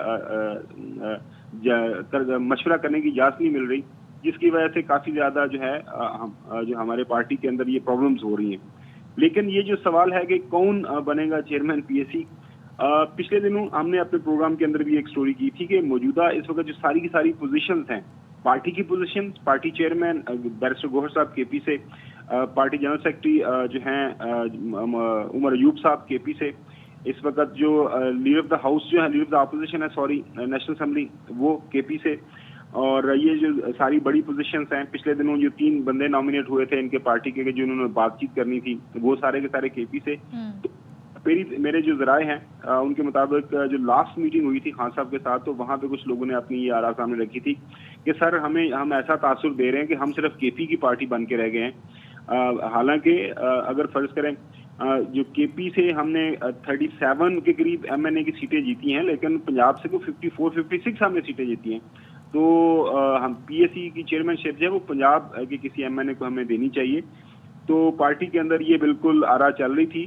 شیخ مروت صاحب کا نام چونکہ سب سے پہلے ایک دفعہ سجیسٹ ہو چکا ہوا ہے اور نامنیٹ ہو چکا ہوا ہے تو وہ اپنے آپ کو چیئرمین پی اے سی ہی سمجھتے ہیں. کل جب شیخ وقاص صاحب سے یہ بات پوچھی گئی ایک پریس کانفرنس کے دوران کہ جی آپ کیا یہ جو سارے کا سارا معاملہ ہے پارٹی کے اندر تو آپ کی کیا رائے ہے, انہوں نے کہا جی جو بانی پی ٹی آئی جو بھی فیصلہ کریں گے وہی فائنل ہوگا. تو وہ میرے خیال میں آج ایک ملاقات ہے ان کی, تو آج کے بعد یہ اس بات کا تعین ہو جائے گا کہ مروت صاحب آتے ہیں. یہ شیخ وقاص میری اطلاع کے مطابق یہ ہے پنجاب کے کسی ایم این اے کو دی جائے گی اور پنجاب میں ایم این اے لیڈ کے اندر ہیں چیئرمین پی ایس سی بننے کے لیے وہ شیخ وقاص ہیں. اور لیکن اس کے ساتھ ایک اور بڑی انٹرسٹنگ چیز ہے, دیکھیں آئین یا قانون کے اندر کوئی پابندی نہیں ہے حکومت وقت کے پاس کہ انہوں نے چیئرمین پی ایس سی دینی ہے اپوزیشن کو. یہ ایک ہوئی تھی چارٹر آف ڈیموکریسی کے تحت ایک سیٹلمنٹ ہوئی تھی تو وہی فالو ہو رہی ہے. پچھلے دن میں 2 دن پہلے دیکھ رہا تھا ایک انٹرویو کے دوران اسپیکر نیشنل اسمبلی نے یہ کہا تھا کہ جناب اعلیٰ کوئی لکھا آئین کی بات نہیں ہے لیکن یہ ایک روایت ہم نے ڈالی ہے تو اسی کو فالو کیا جائے گا. اب دیکھتے ہیں کہ کیا ہوتا ہے, کیا فیصلے ہوتے ہیں. تھینک یو سو مچ خاور گھومن ہمارے ساتھ. اور اب دیکھتے ہیں بھائی پی ایس سی کی چیئرمین شپ کا معاملہ کہاں جا کے اونٹ کس کروٹ بیٹھتا ہے اور باقی معاملات جو ہیں وہ کیسے آگے بڑھتے ہیں. اچھا, آپ نے باقی معاملات کی بات کی, کچھ باقی معاملات اپنے ناظرین کے ساتھ شیئر کرتے ہیں. ایف آئی اے انٹرپول نے قتل کے مقدمے میں مطلوب اشتہاری ملزم ندیم کو یو اے ای سے گرفتار کیا ہے اور مزید اس کی کیا ڈیٹیلز ہے یہ جان لیتے ہیں اپنے نمائندے محمد صلاح الدین سے. جی صلاح الدین بتائیے. دیکھیں بالکل یہ قتل کے مقدمے میں مکتوب اشتہاری ملزم کو یو اے ای سے گرفتار کر لیا گیا ہے. ایف آئی انٹرپول کی یہ کارروائی تھی. سنگین جرائم میں مکتوب اشتہاری اور ملزم کو لے کر جو ہے پنجاب پولیس کو قتل کے مقدمے میں مطلوب تھا. یہ ملزم محمد ندیم کو یو اے ای سے گرفتار کر کے لاہور ایئرپورٹ پر منتقل کر دیا گیا. ملزم سال 2022 میں قتل کر کے بیرون ملک فرار ہو گیا تھا. جی بہت شکریہ آپ کا صلاح الدین. چلیں جی, جب اتنے سارے سیاسی میدان اور دیگر میدان, تعلیم کا میدان, ان کی گفتگو ہو رہی ہے تو اصل جو میدان ہے جسے جہاں پہ کہتے ہیں نا کھیل کا میدان, مقابلے ہوتے ہیں, ٹاکرے ہوتے ہیں, اس کی طرف چلتے ہیں. اور کل کیونکہ جون میں آپ کو پتہ ہے T20 ورلڈ کپ ہونا ہے امریکہ ویسٹ انڈیز میں, اب ساری تیاریاں, سارا فوکس جو ہے اس طرف شفٹ ہو گیا ہے. ایسے میں بابر اعظم جو کہ کیپٹن ہے پاکستانی ٹیم کے, انہوں نے کل پریس کانفرنس کی اور اس پریس کانفرنس میں باقاعدہ انہوں نے کہا جو ایک بڑی امپورٹنٹ بات کہی گئی کہ جو T20 میچز کھیلے جائیں گے, جو اس وقت آئرلینڈ اور خاص طور پہ جو انگلینڈ کے لیے اسکواڈ ہوا ہے تقریباً کم و بیش یہی ورلڈ کپ کا انہوں نے ایک اندیا دیا کہ یہی اسکواڈ ہو سکتا ہے. بائی دی وے پاکستان کی جو اسکواڈ ہے وہ محمد عامر کے سوا یہ لوگ سارے فلائی کر چکے ہیں. محمد عامر کا ویزے کا ایشو ہے تو وہ بھی اس کے بعد جائیں گے. اس کے علاوہ شاداب جو ہیں وہ بھی ٹیم کو ڈائریکٹ آئرلینڈ میں جوائن کریں گے. لیکن جو آپ بات کر رہی بابر اعظم کی کل کی پریس کانفرنس کی, ان کا یہ کہنا تھا کہ بھائی انشاءاللہ ٹرافی لے کر آئیں گے اور ٹیم کی بہتری کے لیے. یہ ان سے سوال ہوا کہ گیری کاسٹن آ رہے ہیں اور اگر وہ آپ سے کہیں کہ جی ٹیم کی بہتری کے لیے اگر آپ پوزیشن اپنی اوپر نیچے کریں, تو اس پہ ان کا کہنا تھا کہ کسی کی ٹیم نہیں ہے, پاکستان کی ٹیم ہے اور پاکستان کے لیے کچھ بھی کرنا پڑا تو میں کروں گا. تو بابر اعظم نے کیا مزید گفتگو کی آپ کو پہلے سنوا دیتے ہیں.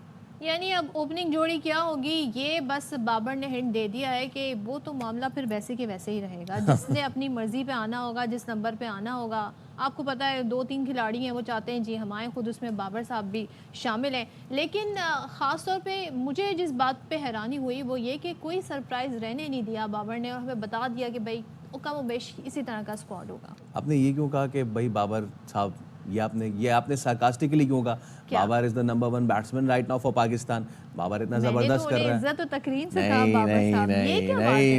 نہیں صدر عبدالجبار ایسی بات نہیں ہے کہ آپ نے جو ہے ایسے کہا. آپ بابر کے فین کلب میں تو شامل نہیں میں ہیں. فین کلب میں شامل نہیں, وہ والا فین کلب نہیں, میں تو صرف سٹیٹس کی بات کرتا ہوں.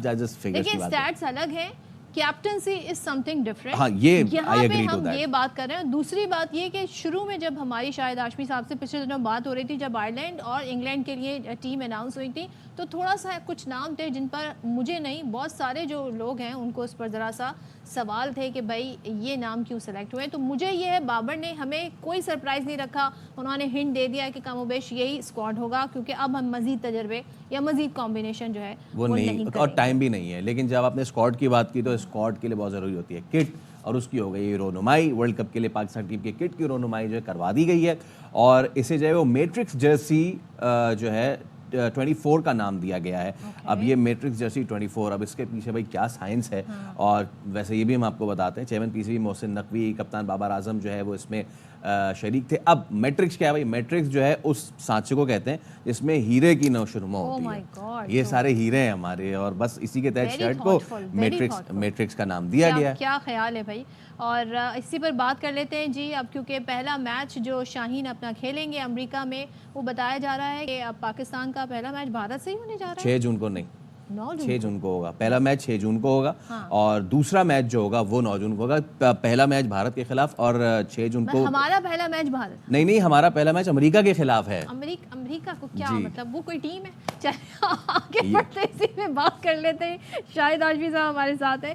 خیر میں ایسے ہی مذاق کر رہی تھی, کسی ٹیم کو ہلکا نہ لیں. یہ خاص طور پہ جب سامنے ٹیم پاکستان ہو تو شاہد ہاشمی ہمارے ساتھ جب موجود نیوزی لینڈ کی ABCD ٹیم جب کھیلنے آئی تھی جو کہا جا رہا تھا. شاہد صاحب تھینک یو سو مچ. تو ذرا بتا دیں بابر کی پریس کانفرنس سے آپ نے کیا خاص بات پک کی ہے جو بتا رہے تھے اور جو ساری ریلیٹڈ ہو ورلڈ کپ T20 سے؟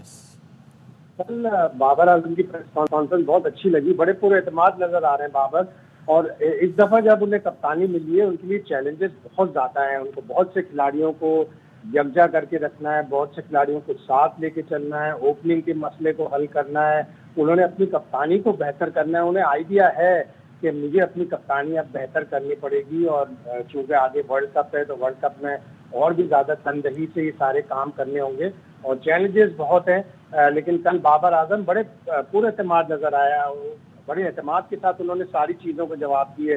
زمان خان کا انہوں نے بڑا اچھا جواب دیا کہ وہ ہمارے پاس نیو بال کے کافی بالرز ہیں, آلدو کہ زمان خان ڈیتھ میں بھی بہت ہی اچھی بالنگ کرتے ہیں اور آخری اوور کرانے میں تو بڑی مہارت رکھتے ہیں. تو پھر یہ کیسے, یہ بات پھر کیسے اچھی ہو گئی کہ زمان جو ہے وہ نیو بال کے پلیئر ہیں تو اور he is left out of the team. ہاں وہ ٹیم میں نہیں ہے تو ہم ظاہر ایک دو پلیئروں کے اوپر آپ کہہ سکتے ہیں, ایک دو پلیئروں کے اوپر ہمیشہ یہ ایک دو پلیئرز بھی بڑا فرق ڈال دیتے ہیں. شاہد صاحب جب میچ پڑ رہا ہوتا ہے نا اس وقت ہمیں ضرورت ہوتی ہے, اس وقت یاد آ رہا ہوتا ہے فلاں پلیئر ہونا تھا. لیکن ابھی اس ٹیم میں سے بھی ظاہر 3 کھلاڑی ہیں آپ کو کم کرنے ہیں اور 15 کھلاڑی ہوں گے, تو انہوں نے یہ بھی بتا دیا کہ کم و بیش یہی کھلاڑی ہوں گے. لیکن یہ جب ٹیمیں جاتی ہیں کھیلتی ہیں, 3 میچ آئرلینڈ سے, 4 میچ انگلینڈ سے, خدا نہ خواستہ کوئی آگے پیچھے کوئی انجری ہوتی ہے یا جو پلیئر انجری سے واپس آئے ہوتے ہیں ان کے ساتھ کیا مسائل پیش آتے ہیں, تو آپ حتمی طور پر کچھ بھی نہیں کہہ سکتے.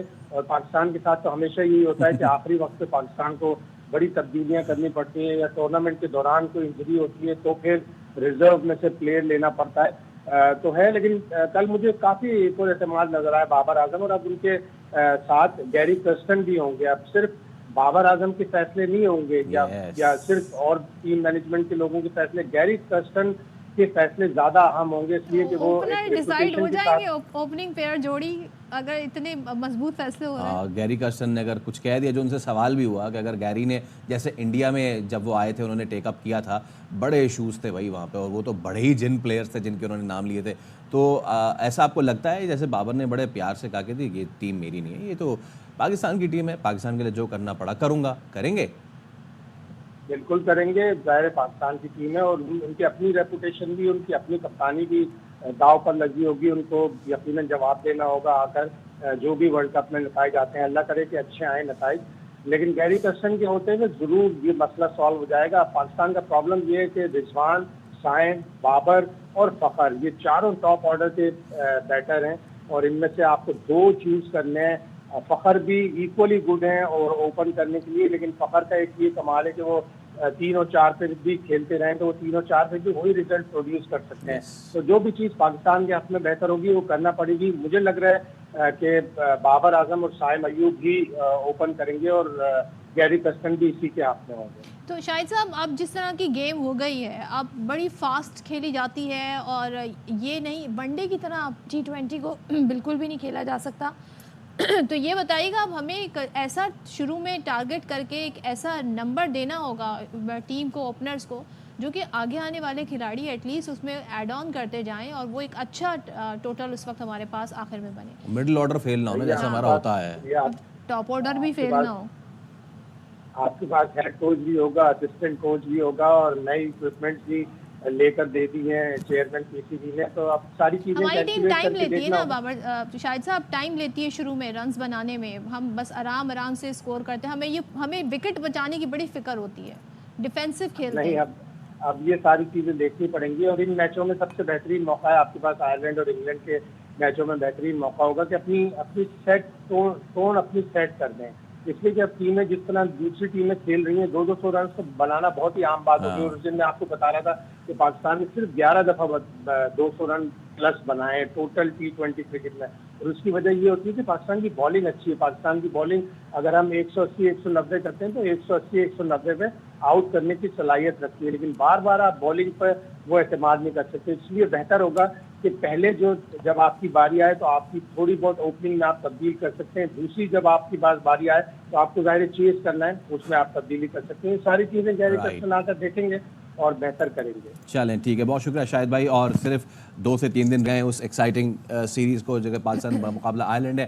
ایکسائٹنگ شاید اس سینس میں نہیں کہ بہت تگڑی ٹیم ہے سامنے, آلدو کہ they will be in their home territory. Exciting اس سچویشن میں کہ پاکستان کی ورلڈ کپ کی تیاری ہے. ایک سوال میں ضرور کرنا چاہتا تھا اور شاید کل پرسوں میں کر سکوں شاہد بھائی سے, کہ انگلینڈ آئرلینڈ کی کنڈیشن بالکل الگ اور نیو یارک کی جہاں پہ پاکستان نے کھیلنا ہے ان کی کنڈیشنز بالکل الگ ہے. تو اس کو کیسے کوپ اپ کریں گے, چلے یہ تو وقت بتائے گا, لیکن ایک چیز جس سے ہم نے کوپ اپ کرنی ہے. اور ایک سوال میرا بھی تھا کہ آئرلینڈ سے ہم کتنی امیدیں باندھیں کہ کیا ہوگا. ہم آئرلینڈ سے امیدیں باندھیں, نہیں, ہم پاکستان سے نہ باندھیں. پاکستان جو سیریز ہونے جا رہی ہے اس سے ہم اپنے لیے کیا امیدیں باندھیں. اس سے ہم یہ امیدیں باندھیں کہ اگر جیت گئے تو شکر, ہار گئے تو صبر. خیر, ہم جو بات کر رہے تھے کہ ہمیں کوپ اپ کرنا پڑے گا بہت زیادہ, اور وہ ہے ویدر سے بھی.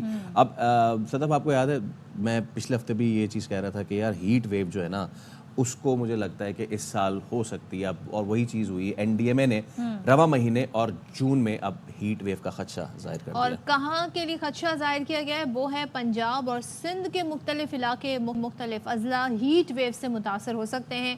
اور آنے والے دنوں میں ہم کوشش کریں گے کہ ایک بھرپور اس پر سیگمنٹ کریں کہ ہیٹ ویو سے کیا کیا نقصان ہوتا ہے, اس سے بچا کیسے جا سکتا ہے.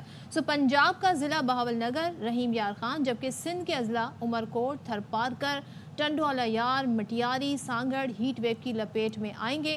اور ہیٹ ویو سے ظاہر ہے جیسے کہ ہم پہلے بھی کہہ رہے تھے کہ انسانی صحت کے مسائل کے ساتھ ساتھ زراعت, لائف سٹاک کو بھی نقصان پہنچے گا اور اس کا اندیشہ ظاہر کیا جاتا ہے. تو پاکستان موسمیاتی تبدیلیوں کی وجہ سے گزشتہ چند برسوں میں ہیٹ ویو کی شدت میں یہاں پر اضافہ ہوا ہے. اور بتایا NDMA یہ کی جانب سے یہ جا رہا ہے کہ مئی میں زیادہ سے زیادہ درجہ حرارت 48 ڈگری سینٹی گریڈ تک جا سکتا ہے, وچ از اور اب کراچی کی صبح بات کر لیں, گرمی کی لہر برقرار ہے, درجہ حرارت میں مزید اس میں اضافے کا بھی امکان ہے, اور 38 ڈگری سینٹی گریڈ اور فیل جو ہے جی وہ 40 سے 42 ہوگا. اسی پر ہم بات کر لیتے ہیں senior forecasting officer Pakistan meteorological department Akhtar Mahmood صاحب. اختر محمود صاحب, thank you so much. Heat wave کی پیشگوئی کی گئی ہے تو کون سے اضلاع ہم نے آلریڈی بتا دیا ہے متاثر ہوں گے, لیکن یہ کتنے ٹائم کے لیے ہوگی, یہ کچھ آئیڈیا ہے؟ پورا جون جو اس وقت جو ہیٹ ویو چل رہی ہے اس کا جو مین ایفیکٹ ہے وہ 7, 8 اور 9 کو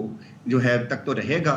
10 تاریخ کو ایک مغربی ہواؤں کا سلسلہ پاکستان میں داخل ہوگا, تو جس کی وجہ سے یہ جو اس وقت جو چل رہی ہے ہیٹ ویو یہ سبسائڈ ہونے کے چانسز ہیں 10 تاریخ کی رات سے. تو امید کی جا سکتی ہے کہ اگلے جو 3 دن ہیں اس میں تو جو ہے وہ ہیٹ ویو جو ہے برقرار رہے گی, لیکن اس کے بعد 10 تاریخ سے اون ورڈ جو ہے اس میں خاطر خواہ کچھ دن کے لیے کمی ہوگی. اچھا, پنجاب میں تو بارشیں ہوئی ہیں, ٹھیک ٹھاک بارشیں ہوئی ہیں, اس کے باوجود بھی وہاں پر شدید گرمی رہے گی, کیونکہ کراچی یا سندھ کی ہم پوری بات کر لیں تو یہاں پر بارشیں اس طرح نہیں ہوئی ہیں. یہاں پہ پھر ہیٹ ویو سمجھ میں آتا ہے, اٹ میک سینس, لیکن پنجاب میں ایسا کیوں؟ دیکھیں نہیں, بہت زیادہ جو ہے وہ اس لاہور میں یا جو پنجاب کے علاقوں میں بہت زیادہ نہیں ہے, یہ یہاں کا نارمل ہے. تو آپ یہ کہیں کہ یہاں پر جو ہے یہ کوئی ایسی اب نارمل بات نہیں ہے, مئی کے مہینے میں ہر سال ہی ایسا ہوتا. اچھا یہ بتائیے کہ کراچی کی اگر ہم اسپیسیفکلی بات کریں, کراچی کا ایک مسئلہ کہ گرمی جتنی بھی ہو سمندری ہوائیں چلتی رہیں تو سانس آتا رہتا ہے, لیکن ایسی کیا سچویشن ہونے جا رہی کراچی میں کہ بہت زیادہ کیا گرمی ہونے جا رہی ہے, اور خدا نہ خواستہ کوئی جو سمندری ہوائیں ان کی بندش کا تو کوئی فوکاس نہیں ہے؟ نہیں, ایسی فی الحال جو ہے وہ ایسی کوئی بات نہیں ہے, کیونکہ سمندر میں کوئی سمندر طوفان بنے تو پھر اس طرح کی سچویشن ہوتی ہے. تو کیونکہ ایسی سچویشن عربی سی میں نہیں ہے تو اس کی جو ہمارا سمندری ہوا ہے اس کے کٹ آف ہونے کے چانسز فی الحال نہیں ہیں. اور بارشوں کو تو پھر ہم نہ ہی سمجھیں، سندھ اور کراچی کی بات کریں تو نہیں، اگر سندھ کے لیے بات کریں تو جو میں نے ایک سسٹم بتایا ہے تو خاص طور پر اپر سندھ جو ہے جس میں آپ لاڑکانہ کہہ سکتی ہیں، سکھر وغیرہ کے علاقے، تو اس میں میں سمجھتا ہوں کہ جو 10 تاریخ کو جو ویدر سسٹم آ رہا ہے اس میں کچھ نہ کچھ ایفیکٹ شاید یہاں پر ڈسٹ اسٹارم ٹائپ یا کوئی ہلکی بارش کی ایکٹیویٹی جو ہے نارتھ سندھ میں ہو جائے۔ ٹھیک ہے، تھینک یو سو مچ، ہمارے ساتھ موجود تھے، اور اختر محمود سے بہت شکریہ آپ کا۔ اب دیکھیں جی، موسم اپنی شدت دکھانے کو تیار ہے۔ لاسٹ ایئر مجھے یاد ہے فیصل، وہ جون جولائی اگست، یہ بلکہ مئی جون جولائی کی اگر ہم بات کریں، یہ 3 سے 4 منتھ ایسے تھے تھرو آؤٹ کراچی میں بادل چھائے رہے، بارش تو نہیں ہوئی لیکن موسم بڑا پلیزنٹ رہا۔ تو ایک ٹائم ایسا بھی آ گیا تھا کہ ہم سورج کو دیکھنے کو ذرا ترس گئے تھے۔ ہم تو کراچی نہیں، یو کے میں رہ رہے ہیں۔ اچھا، جب ہم نے اس سے پہلے بات کی نا کہ یہ سب کیوں ہوئی، اس لیے کیونکہ موسمیاتی تغیرات ہیں، اور وہ کس وجہ سے ہو رہی ہیں؟ ہماری اپنی وجہ سے، پلاسٹک کا غیر ضروری استعمال اور اس کا ڈمپ نہ ہونا۔ اب یہ ہوا ہے کہ کراچی کی حدود میں ہر قسم کی پلاسٹک کی تھیلیوں کے استعمال اور فروخت پر پابندی کا فیصلہ کر لیا گیا ہے، جو کہ پہلی بار نہیں ہوا ہے کراچی میں۔ لیکن یہ اچھا اسٹیپ ہے، اس پہ عمل درآمد کیسے ہوگا؟ میئر کراچی مرتضیٰ باب اس بارے میں کہہ رہے ہیں جی پلاسٹک کی تھیلیوں کی وجہ سے ایک تو جو سیویج کی لائنیں ہیں وہ بڑھ جاتی ہیں، چوک ہو جاتی ہیں، اس کے علاوہ دیگر مسائل بھی پیدا ہوتے ہیں، اور ظاہر تعفن اور صفائی نہ ہونے سے بیماریاں بھی پھوٹ پڑتی ہیں۔ تو یہ تمام ترجیح معاملہ ہے، اب اس پہ فیصلے پہ عمل درآمد کیسے ہوگا؟ ہاں، وہ کہتے ہیں یہ بھی ہیں کہ ہر سال نالوں کی جو صفائی کرنی پڑتی ہے، کروڑوں روپے اس پہ خرچ کرنے پڑتے ہیں، لیکن اس کے باوجود پلاسٹک کی تھیلیوں کی وجہ سے نالے بند ہو جاتے ہیں، اور برسات کے دوران یہ مسئلہ جو ہے وہ شدت اختیار کر جاتا ہے۔ اب جیسا کہ آپ نے کہا کہ یہ ہوگا کیسے، تو یہ اس پہ یہ بتایا گیا ہے کہ بھائی صوبائی سطح پر ضروری قانون سازی کی جائے گی، قانون سازی کی جائے گی۔ اب قانون سازی کرنے کے لیے اب دیکھتے ہیں کیا فیصلے ہوتے ہیں، لیکن ہم 100% تو پلاسٹک کا استعمال تک نہیں کر سکتے، لیکن بہت حد تک بیئر منیمم تک تو لے آ سکتے ہیں نا۔ بالکل ایسے کر سکتے ہیں۔ ٹھیک ہے، چلے ابھی ایک بریک لیتے، اس کے بعد دوبارہ حاضر ہوں گے، اسٹے ود اس۔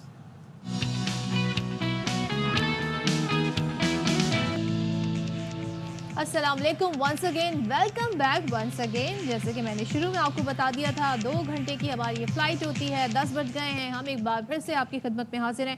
چھوٹا سا بریک آیا تھا، وہ بریک ہم آپ کے لیے اس لیے بھی لے کر آتے ہیں، چلیں ہم آپ کو تھوڑا سا بریک اس لیے بھی دے دیتے ہیں، آپ چائے وائے بنا لیں۔ پہلے گھنٹے کی چائے ختم، دوسرے گھنٹے کی کافی شروع، چائے بنا لیں۔ تو یہ ہے، اب ہمارے شو کے لیے آپ فیس بک پیج ہمارا باخبر سویرا کے نام سے، ایکس ایپ پر بھی ہم موجود ہیں، یوٹیوب پر بھی آپ ہمیں دیکھ سکتے ہیں، اور اگر آپ ہمارا شو مس کر دیں تو آپ شام 4 بجے ریپیٹ میں دیکھ سکتے ہیں۔ لیکن صاحب جتنی آپ چائے آپ نے پلوا دی ہے اتنے عرصے سے پاکستانیوں کو، اس میں آپ ایک چیز ایڈ کر دیں کہ بھائی پاکستانیوں چائے پئیں، چینی کم رکھیں، چینی کا استعمال زیادہ نہ کریں۔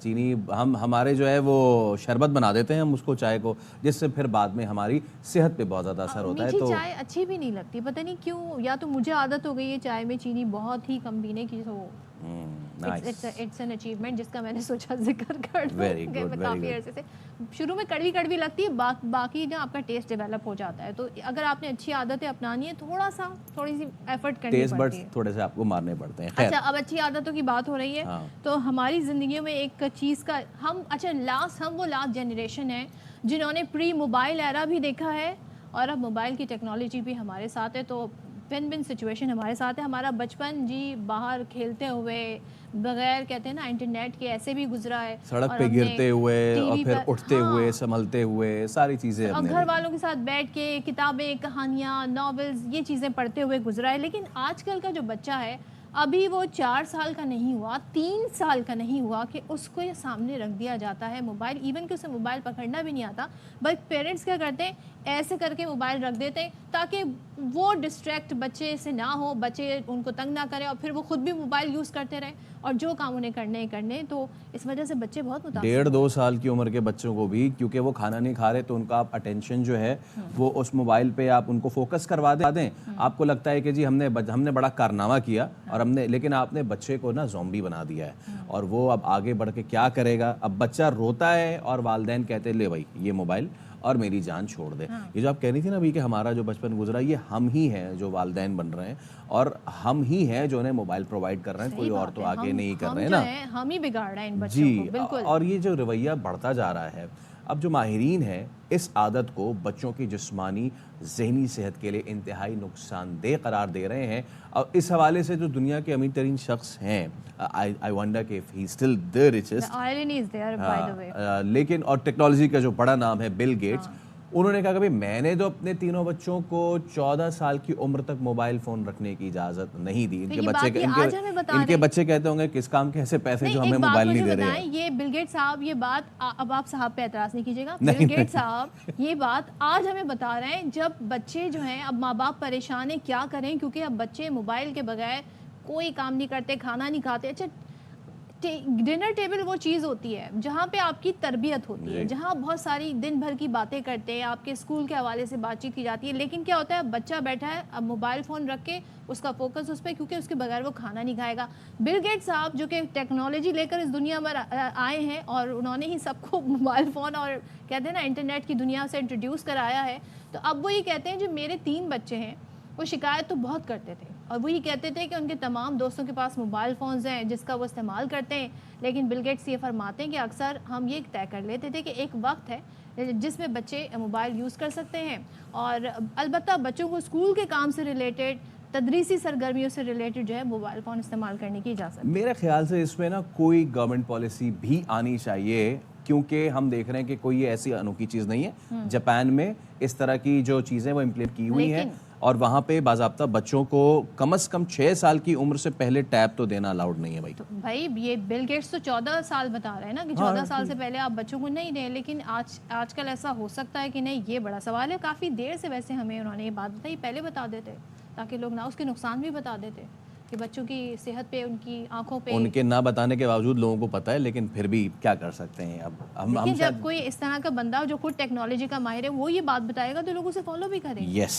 بالکل, یہ آئی ایگری ٹو دیٹ. اچھا خیر, اب آگے بڑھتے ہیں اور امید کرتے ہیں کہ ہماری تھوڑی سی بات ہے وہ والدین کی سمجھ میں آئی ہوگی اور اپنے بچوں کو والدین تھوڑا تھوڑا موبائل جو ہے اس سے پیچھے ہٹانے کی کوشش کریں گے.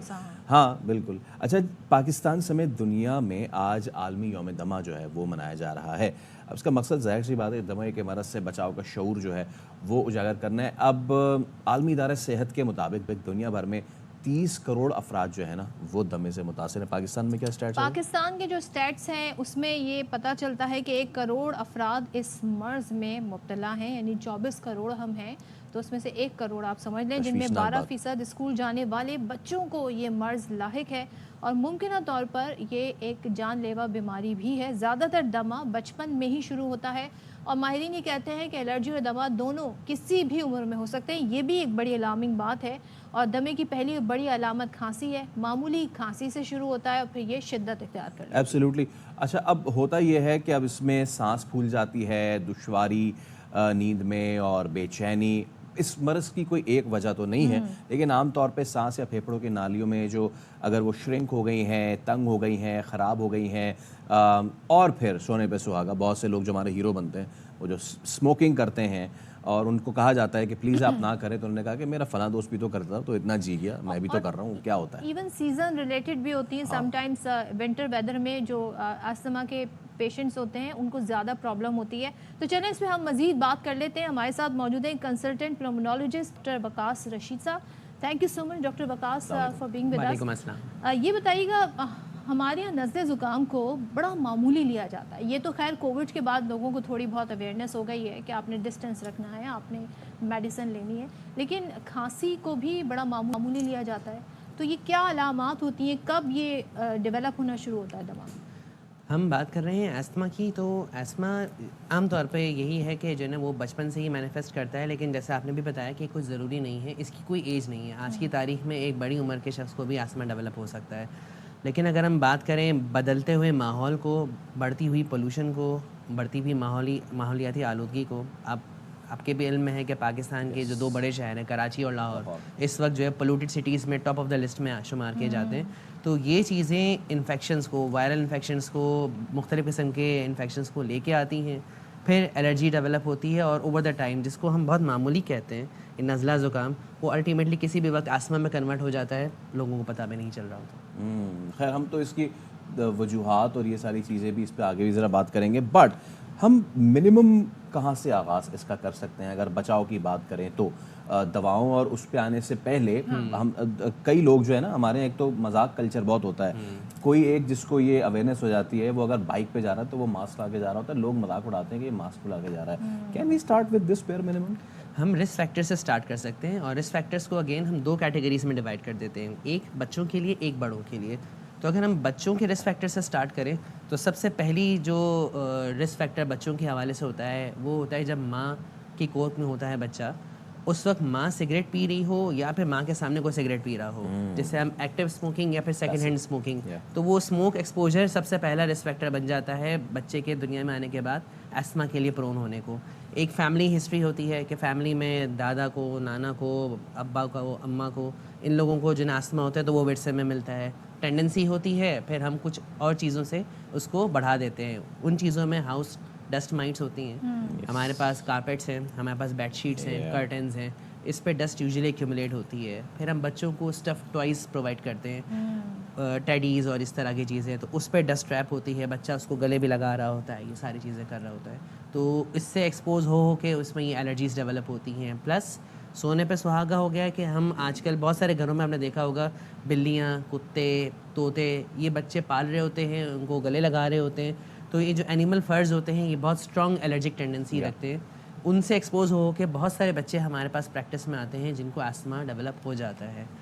پھر آ جاتے ہیں ہم تھوڑا مڈل ایج کی طرف. تو مڈل ایج میں ہمارے پاس جہاں پہ فیملی ٹینڈنسی اور ساری چیزیں ہو گئیں, وہاں پہ environmental exposure to the pollution plus جس کا آپ نے تذکرہ کیا کہ اسموکنگ, پھر اسموکنگ کی ماڈیفائڈ فارم آج کل آ گئی جسے ہم ویپ کہتے ہیں, اور وہ ویپ کرنا ایک فیشن سمجھتے ہیں, اور انفارچونیٹلی ہمارے پاس اس کے ہارمفل بھی نہیں ہے, بہت ایک آلٹرنیٹ ہے, ایگزیکٹلی اس کو آلٹرنیٹ کا نام دے کے جو ہے نا وہ کرتے ہیں. اور انفارچونیٹلی ہمارے پاس اس کی کوئی لیجسلیشن نہیں ہے. سگریٹ کو تو ہم نے مان لیا کہ نقصان دہ ہے, تو سگریٹ کے اوپر ٹیکسز لگا کے اس کے ریٹس بڑھا دیے گئے کہ اس کی کنزمپشن کم ہو, لیکن اس کے اوپر کوئی لیجسلیشن نہیں ہے. بلکہ بہت ساری جگہوں پہ اوپنلی یہ ویپ کے آپ کے سینٹرز ملیں گے, شاپس ملیں گے, جہاں پہ ینگ جنریشن سب سے زیادہ انوالو ہو کے ویپ کر رہی ہوتی ہے. اور اب وہ اٹھ کے ہمارے پاس سانس کے مسائل, دمے کے مسائل, کھانسی, کرونک کف, ان سارے مسائل کے ساتھ ہمارے پاس آ رہی ہے, اور ایکسیپٹنس بھی نہیں ہے ہمارے پاس ان چیزوں کی. پھر آ جاتے ہیں تھوڑی سی اور ایلڈر ایج کی طرف, تو آکیوپیشن ہمارے پاس بہت سارے ہیں جو ان چیزوں سے آپ کو پرون کر دیتے ہیں. فار ایگزامپل فلور ملرز, آٹے کی چکی میں کام کرنے والے, جو روئی کے کارخانوں میں کام کرتے ہیں, کیمیکل فیکٹریز ہیں, کیمیکل جو پولوشن اور یہ ریفائنریز ہیں, تو جو وہاں پہ کام کر رہے ہوتے ہیں ان کی انیشیل اسکریننگ تو ہوتی ہے ہائر کرنے سے پہلے, لیکن پھر اوور دا ٹائم ان کی فالو اپ جو ہے وہ کم ہی جگہوں پہ ہو رہی ہوتی ہے جو پروٹوکولس کو فالو کرتے ہیں. پلس اس ہیزرڈ سے بچنے کے لیے ان کو جو سیفٹی ایکوپمنٹس ہیں وہ ہر جگہ ہمیں پرووائڈ نہیں کیا جاتا. ہمارے کلچر ہی نہیں ہے. ایک چیز اور بتائیے گا, اب جو ہیں اس کے پیشنٹ خاص طور پہ بچے, جب ونٹر سیزن آتا ہے تو زیادہ افیکٹ ہوتے ہیں, بالکل ایسا ہی کیا کریں, احتیاط کیا کی جا سکتی ہے؟ احتیاط میں سب سے پہلے تو یہی ہے کہ ونٹر سیزن تو ایک ایسا ہے کہ اس میں ہر ایسما کا پیشنٹ جو ہے نا یوزلی جو ہے نا اس میں سمٹمس فلیئر اپ ہو رہے ہوتے ہیں. اگر ایسما ڈائگنوزڈ ہے تو ہمارے پاس جو ٹریٹمنٹ ہے اس کو وہ اس پہ کمپلائنس بہت ضروری ہے. جیسے میں نے بات کی ایکسیپٹنس نہیں ہے, تو جب ایکسیپٹنس نہیں ہے تو ٹریٹمنٹ میں کمپلائنس بھی نہیں ہے. 2 مہینے ایکسیپٹنس ویسے کیوں نہیں ہے, ریزنز کیا ہیں؟ کچھ سوشل ٹیبوز آپ کہہ سکتے ہیں. لوگوں کو پتہ ہے کہ ونس انہیلر پہ آیا تو ان کے ذہنوں میں کہ وہ انہیلر تو عادت ہے, یہ تو کوئی ایسا نشہ ہے کہ یہ پھر چھوٹے گا ہی نہیں. اور بہت سارے لوگوں نے بہت دقیانوسی جو پرانے زمانے سے چلتی آ رہی ہے باتیں, اس کو انہوں نے ذہن میں بٹھایا ہوا ہے کہ نہیں یہ اس کا سلوشن نہیں ہو سکتا, آپ کوئی اور سلوشن دے دیں. بہت سارے پیرنٹس ایسما کے نام سے گھبرا جاتے ہیں. ان کو ہم کہتے ہیں ایسما ہے تو وہ کہتے ہیں نہیں ڈاکٹر صاحب کچھ اور ہوگا, ایسما نہیں ہوگا. پھر وہ دوسری جگہ سے الرجی کا نام سن کے تھوڑا سا ریلیکس ہو جاتے ہیں کہ اچھا الرجی ہے پھر ٹھیک ہے. لیکن ایکچولی ایسما اور الرجی کو 2 الگ الگ چیزیں نہیں ہیں, وہ ایک ہی چیزوں کا ایک ہی اسپیکٹرم ہے بیسیکلی. اور جب ان کو الرجی کہتے ہیں تو چلو ٹھیک ہے, پھر جب انہیلرس پہ بات آتی ہے تو نہیں ڈاکٹر صاحب ہم نیبولائز کر لیں گے, انہیلر آپ پلیز ہمیں نہ پرسکرائب کریں, جبکہ سب سے زیادہ افیکٹو موڈ آف ٹریٹمنٹ یہی ہے. اور جو ہم بچاؤ کر سکتے ہیں, جو رسک فیکٹرز میں نے نام لیے, ہم گھر کے اندر کلیننگ کریں, بیڈ شیٹس کو ریگولرلی ہر دن میں 2 سے 3 دفعہ ویک کے اندر ہم اس کو چینج کر دیں. یہ جو اسٹف ٹوائز ہیں اس سے بچوں کو دور رکھیں. کارپیٹس ہٹا دیں جو فکس کارپیٹس ہیں, اس کی جگہ میٹس رکھ سکتے ہیں قالین جو کہ واشیبل ہوتے ہیں. ڈاکٹر صاحب یہ ریورسیبل ہے یا پھر یہ صرف اس کو روک سکتے ہیں؟ یہ کنٹرولبل ہے, یہ کیوریبل نہیں ہے. اور کنٹرولبل ٹو دی ایکسٹینٹ کہ جس کو ہے اس کو پتہ بھی نہیں ہو شاید کہ مجھے آستما ہے, وہ اپنی روٹین ایکٹیویٹی پہ آ جاتا ہے. بس کچھ شرائط ہیں, شرائط میں پریونشن ہے وچ از بیٹر دین کیور, اور اس کے ساتھ انہیلرز ہیں. اگر وہ ہے ایسمیٹک اور وہ انہیلر ریگولر یوز کرے تو بالکل وہ نارمل انسان کی طرح جو ہے نا اپنے ایکٹیویٹیز کر پاتا ہے. اب ہمارے کراچی لاہور کی جو ایئر کوالٹی انڈیکس آ رہے ہیں, تو کیا یہ جو ایئر پیوریفائر ہوتے ہیں یا ہیومیڈیفائر ہوتے ہیں یہ یوز کیے جا سکتے ہیں؟ کسی حد تک اس کا افیکٹ ہے, لیکن بہت زیادہ نہیں ہے. جو مین اگر وہ ڈیولپ ہو چکا ہے تو اس میں تو ٹریٹمنٹ ہی ہے, اور اگر نہیں ڈیولپ ہوا ہے prevention for sake of prevention, تو سب سے پہلے جو انڈور الرجنز ہیں نا اس کو کور کریں, کیونکہ آپ اگر انڈور کو کور کر لیں تو آؤٹ ڈور تو پھر آگے جا کے بات آتی ہے, وہ اتنا نہیں بھی افیکٹ کریں گے. انڈور سب سے زیادہ انسان جو ہے نا افیکٹ ہوتا ہے ان سے. ٹھیک ہے, thank you so much doctor Waqas Rashid Sahib, بہت اچھی آپ سے مفید گفتگو رہی, اور ظاہر ہم نے کوشش کی کہ ہر پہلو اس حوالے سے کور کریں اور آپ تک یہ انفارمیشن پہنچے. اچھا, ابھی آپ کو کراچی لے چلیں گے. گورنر کے پی فیصل کریم کنڈی جو ہیں وہ مزار قائد پہنچے اور وہاں پہ وہ حاضری دینے کے لیے پہنچے ہیں. اس وقت آپ مناظر بھی دیکھ رہے ہیں. کچھ دیر پہلے کے مناظر جب فیصل کریم کنڈی جو کہ گورنر ہیں خیبر پختونخوا, انہوں نے وہاں پہ حاضری دی ہے.